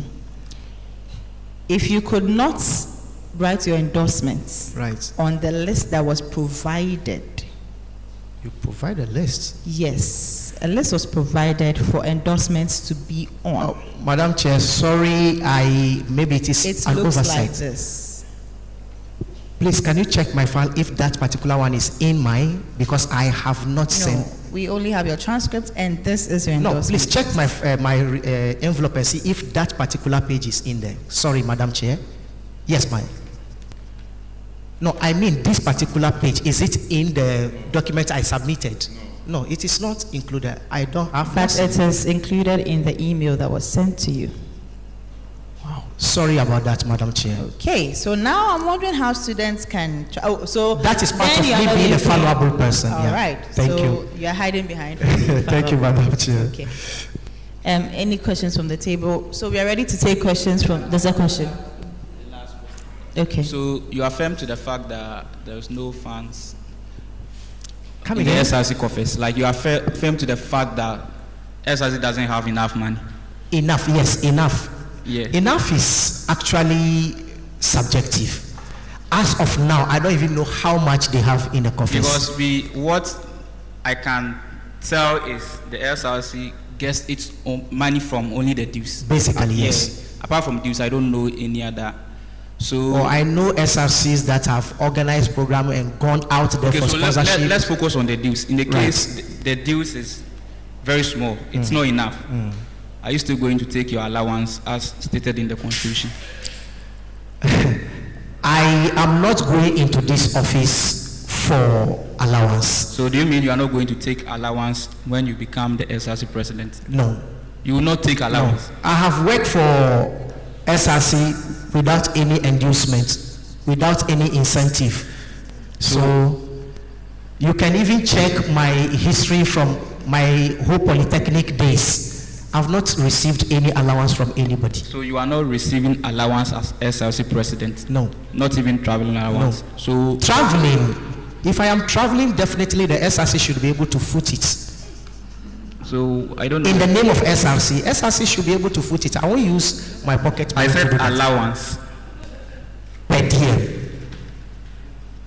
Per diems are meant for specific things. If I am traveling in the name of SRC, probably feeding and the rest of them, I should be able to take it from SRC, not from my personal So apart pocket. from that, I'm so not traveling. If you are referring to honorarium, that is what I am saying no to. Okay, that's fine. So does that mean that you and your executives, you are not No, paying? I cannot speak to. I cannot speak to. No, so you are going to be the president and you are going to be the lead of the team. Yes. So it means, are you saying that so far as you are not taking, you are not paying any No, other person? I'm not saying that, Madam So what Chair. are you saying? So what I'm saying here and now for the records is that the other executives are entitled to it as long as the Constitution has made provision for The it. Constitution has not made provisions So for that. that is it. If the So- Constitution doesn't make provision for it, why should we be talking about it? So you affirm that no SRC executive is going to be paid? No. Okay. Even if I am making my personal pledge that I am not taking. Okay. Yes. All right. So I forgot this question, and it's of their policies. Right. How are you going to amalgamate all these policies into one? Because yesterday we heard people saying bus. Today someone is saying library, hostels. Yes, someone is taking us to BBC. So that again? Someone is taking us to BBC. Okay. But So- this is local, or you are going UK. So should you win and these people also win, how are you going to amalgamate all these? well, to borrow an adage from one of the local languages again, is that they said when the blind person says he wants to stone you, probably he or she is standing on a rock or on a stone. So I won't sit here to discredit whatever promises other candidates come here to make. So we would have to. We have just about 4 months to be in office. Actually, 1 semester. Probably the rippling effect of probably organizing the elections and then handing over issues, entry into another semester very early. So we have to look at the time frame we have and be realistic. At the end of the day, let's marry everything and see what we are able to achieve. Some of the things you can institutionalize them down, make provisions for them so that the next administration can also come and look at it. You know, let's also not forget that management also have some agenda, some vision where they want UniMAC to be. Probably in the next 5 years, UniMAC management doesn't want UniMAC to still be on the various campuses we are on currently. So if you say you want to go and build a hostel on UniMAC-IJ land, and you put that to management may tell you that no, because in the next 5 years, this will be a waste. We will no longer be here. We are moving somewhere. So look at things that are realistic and marry your visions and programs together and see the ones you'll be able to. Look, even national politics, even in national politics, there is no political party ever that has been able to completely accomplish or achieve all the promises they make to their voters, the Ghanaian populace. So I cannot sit here and say even the ones I have in there will be able to accomplish all of them. But the most important ones will sit down and look at the ones that endure basic needs of the student body, will implement them. In one sentence, what would you leave us behind physically? Do you have intentions of leaving anything physically that we can say that during the era or the tenure of Mr. Zane, this was what his administration left behind? Thank you. One sentence. Thank you. So that sentence would have to be very long. All right. Thank you, Madam Chair, for the opportunity. Physical, if not for anything, if I'm not able to do it. Let me not cut you. Can we have some silence in the hall, please? Thank you. Please go ahead. Thank you, Madam Chair. If I am not able to do anything at all, I should be able to make sure that JCR is functional and well equipped. One. And then the issue about students' welfare hanging around during exams. If you come to IJ and see it, it's an eyesore. Last semester, the interim executive, I don't know if it is them or management, they did some tents. They did some tents and put some chairs where we sat. Sometimes you come in there and you see students sitting on pavements. It is an eyesore. So at least, like I said earlier, we'll look at who are these people, these organizations that are doing these ones on the streets, and see how best we can also go in and lobby for some of those things to be done. If we need to even invest some of our resources into that to be able to construct one or two of those things for on the various campuses, we should be able to do that. Okay. So the JCR and this particular one, we should be able to do Thank you very much, Mr. Zane. Thank you, Madam Chair. We are going to take questions from the students' body now. 6 questions, 1 individual per question. Please do not try to be smart and ask 2 questions in one. If not, I will have him answer only 1 question, and then the second question will be left hanging. Thank you. All right. Madam Chair, thank you for the opportunity. So, Mr. Zane, my question goes this way. I don't know if you've heard about this before. Would it be possible to take off the mask so we can hear you? Okay. Okay, I'm Amatefe James from IJ. All right. So I don't know if you heard about this before, you know of it, that when you go to campaign, they say, oh, at least give something. And that is where you see people shaking hands and all that. Now, I am so happy to hear that you were part of the Constitution, committee, and I know you are a Democrat or you are a democratic person. So as a democratic person that you are, when you go for campaign, that students, you hear students shouting, leave something behind, give us something, all that.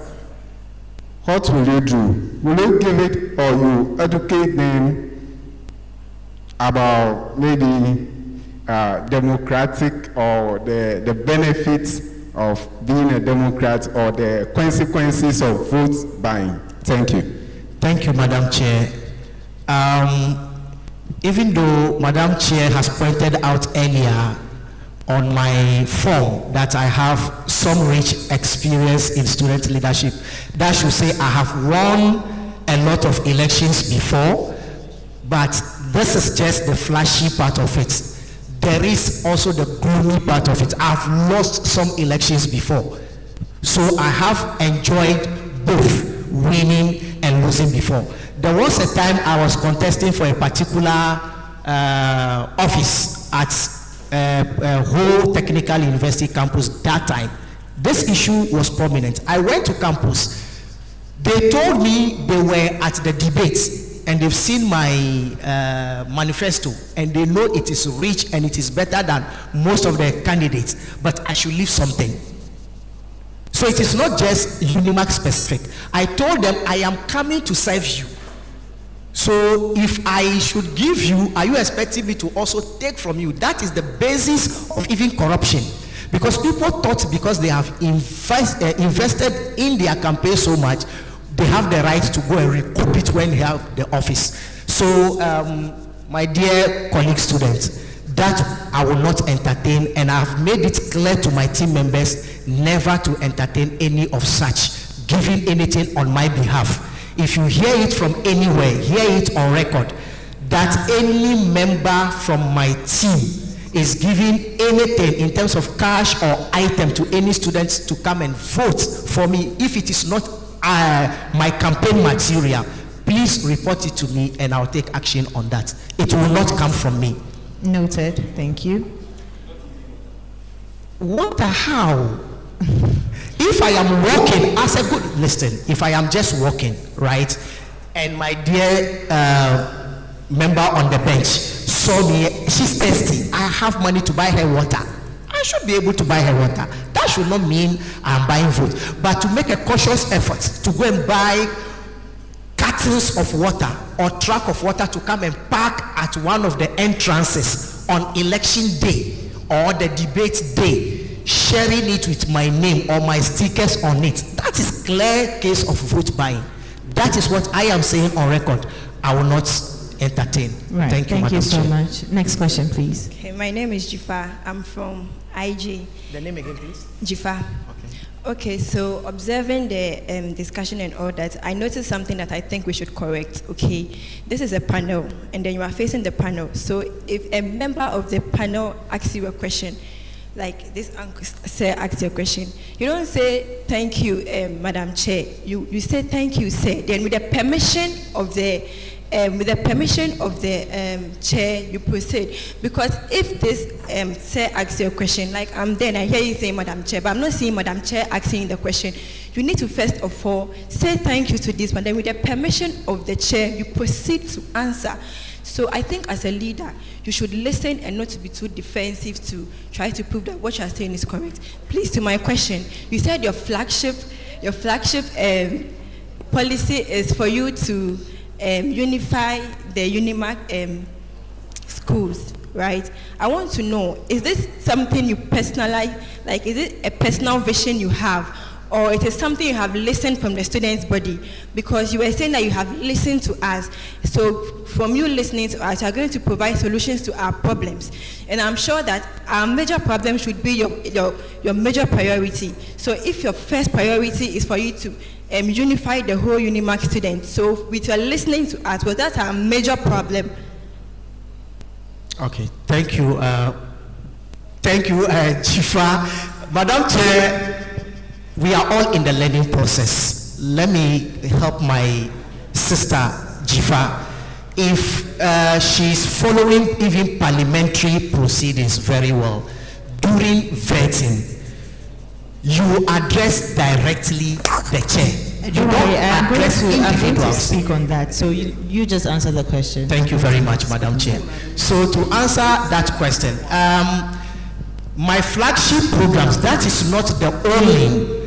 I am limited to respond to one. I have quite, if the chair would, for lack of benefit of the doubt, go into my policy document. There are more than one flagship program. So unification of the student body is not my only flagship program. That is what caught the attention of the questioner to question me on. There are others. And if you check even the policy document, you would see even, I made a reference. I put reference at the last part of the document where I stated where I picked the information I captured in my my policy documents. Some are online, some are my personal experience as a student, some are out of the conversation I have with some of my colleague students. So all of those, including the unification, are the issues that are bothering us as students on the UniMAC campus. Who wouldn't want to be recognized as a UniMAC student and you are able to, look, we are not in the school for just the certification. Networking, you will be surprised that you finish school, it is not the certificate that will give you the job. Sometimes it's the network. Probably it is not the person you know in your class every now and then in the IJ campus that will be able to connect you. It might be somebody from IL or IFT that will give you that connection. So the unification is also very important, and it was out of the hue and cry of the students I listened to. Thank you, Jifa. Thank you very much. Is there a next question? Good afternoon, everyone. Good afternoon. Please. Your name and your question, Okay, please. my name is Nathan Isiduado. I'm from IJ. Madam Chair, kindly, with your permission, if they come, so that I don't stretch my neck too, strain my neck. Yeah. Okay, thank you very much. You said, when I was listening to you, you said you are human and you are prone to failure on certain instances. So I wanted to know, you see, whenever an SRC candidate is aspiring, they always come with the good. They always come in hopes they always come off with they always come with the good. They always come in with the image of performing best. Okay. But I want to know, because there are SRC presidents that failed in the past. I want to know if at the end of your tenure, if the student body, we are a student body, see your tenure as a failure, what do you think will be the main reason for that? Thank you very much. Your name again, please? Nathan Isiduado. Nathan, thank you, Nathan. It is not, I'm not sure any executive would want to go to any office with the mindset of failing. Things might happen deliberately or in the, what's the opposite? Please forgive my, deliberately or otherwise. Things might happen and then they might fail in the, like I started earlier, I said I am one of the most fortunate to have worked with all the three presidents from the three institutes. I have listened to them, I heard their passion, things they wanted to do for their various institutes and for UniMAC as a whole. But you can see genuinely some factors that militated against their ability to be able to, accomplish some of those objectives. So at the end of the day, Nathan, I will do my best to make sure that I accomplish what I promised. If I am not able to do all of them, like I said earlier, you see, you cannot do all. You must also bear in mind that there are some team that is also coming after you.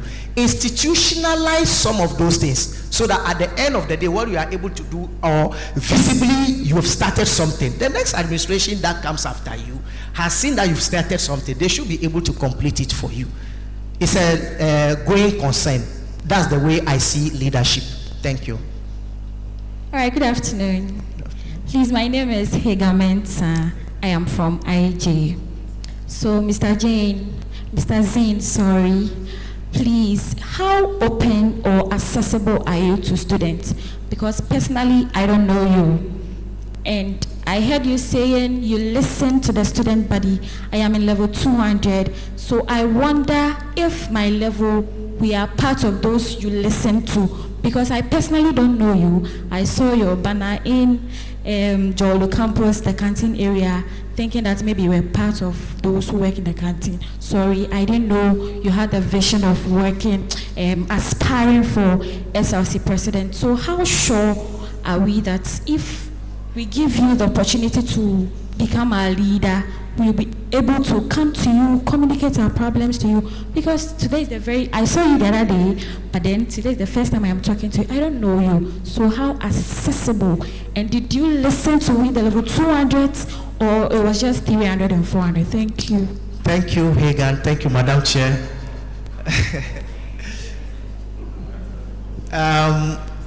This is one of the things you see. All the questioners, when they come, they call campus specific. This is one thing we want to do away with. You should, I am UniMAC student. It's beautiful. It sounds very nice. Thank you very much. Back to the question you asked. You know, when you are, I believe you should start, if you have not started already, when you are doing your research in sampling opinions, you don't get to talk to everybody. You pick samples. So when I was doing my visibility or research, definitely I covered classes, if not all the classes, mostly all the classes. But you don't expect me to talk to everybody. That would be looking at the Madam Chair and her panel to lie. I have not spoken to every student. Even in my own class, I have not even spoken to some of them yet. That is not to say I have neglected some segment of the students and I am only concentrating on some students. So my colleague Hagan, I have not neglected you. You are very much part of my ambition and aspiration. I'll get to you. I am not done with my campaign yet. You will be seeing more of me. Thank you very much. All right, thank you so much. Next question, please. And this will be the last question in-house. Then we'll take some questions on. Good afternoon. Good afternoon.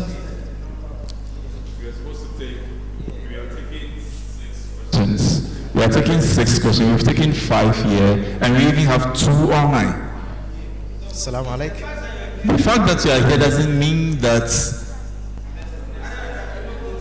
Yes.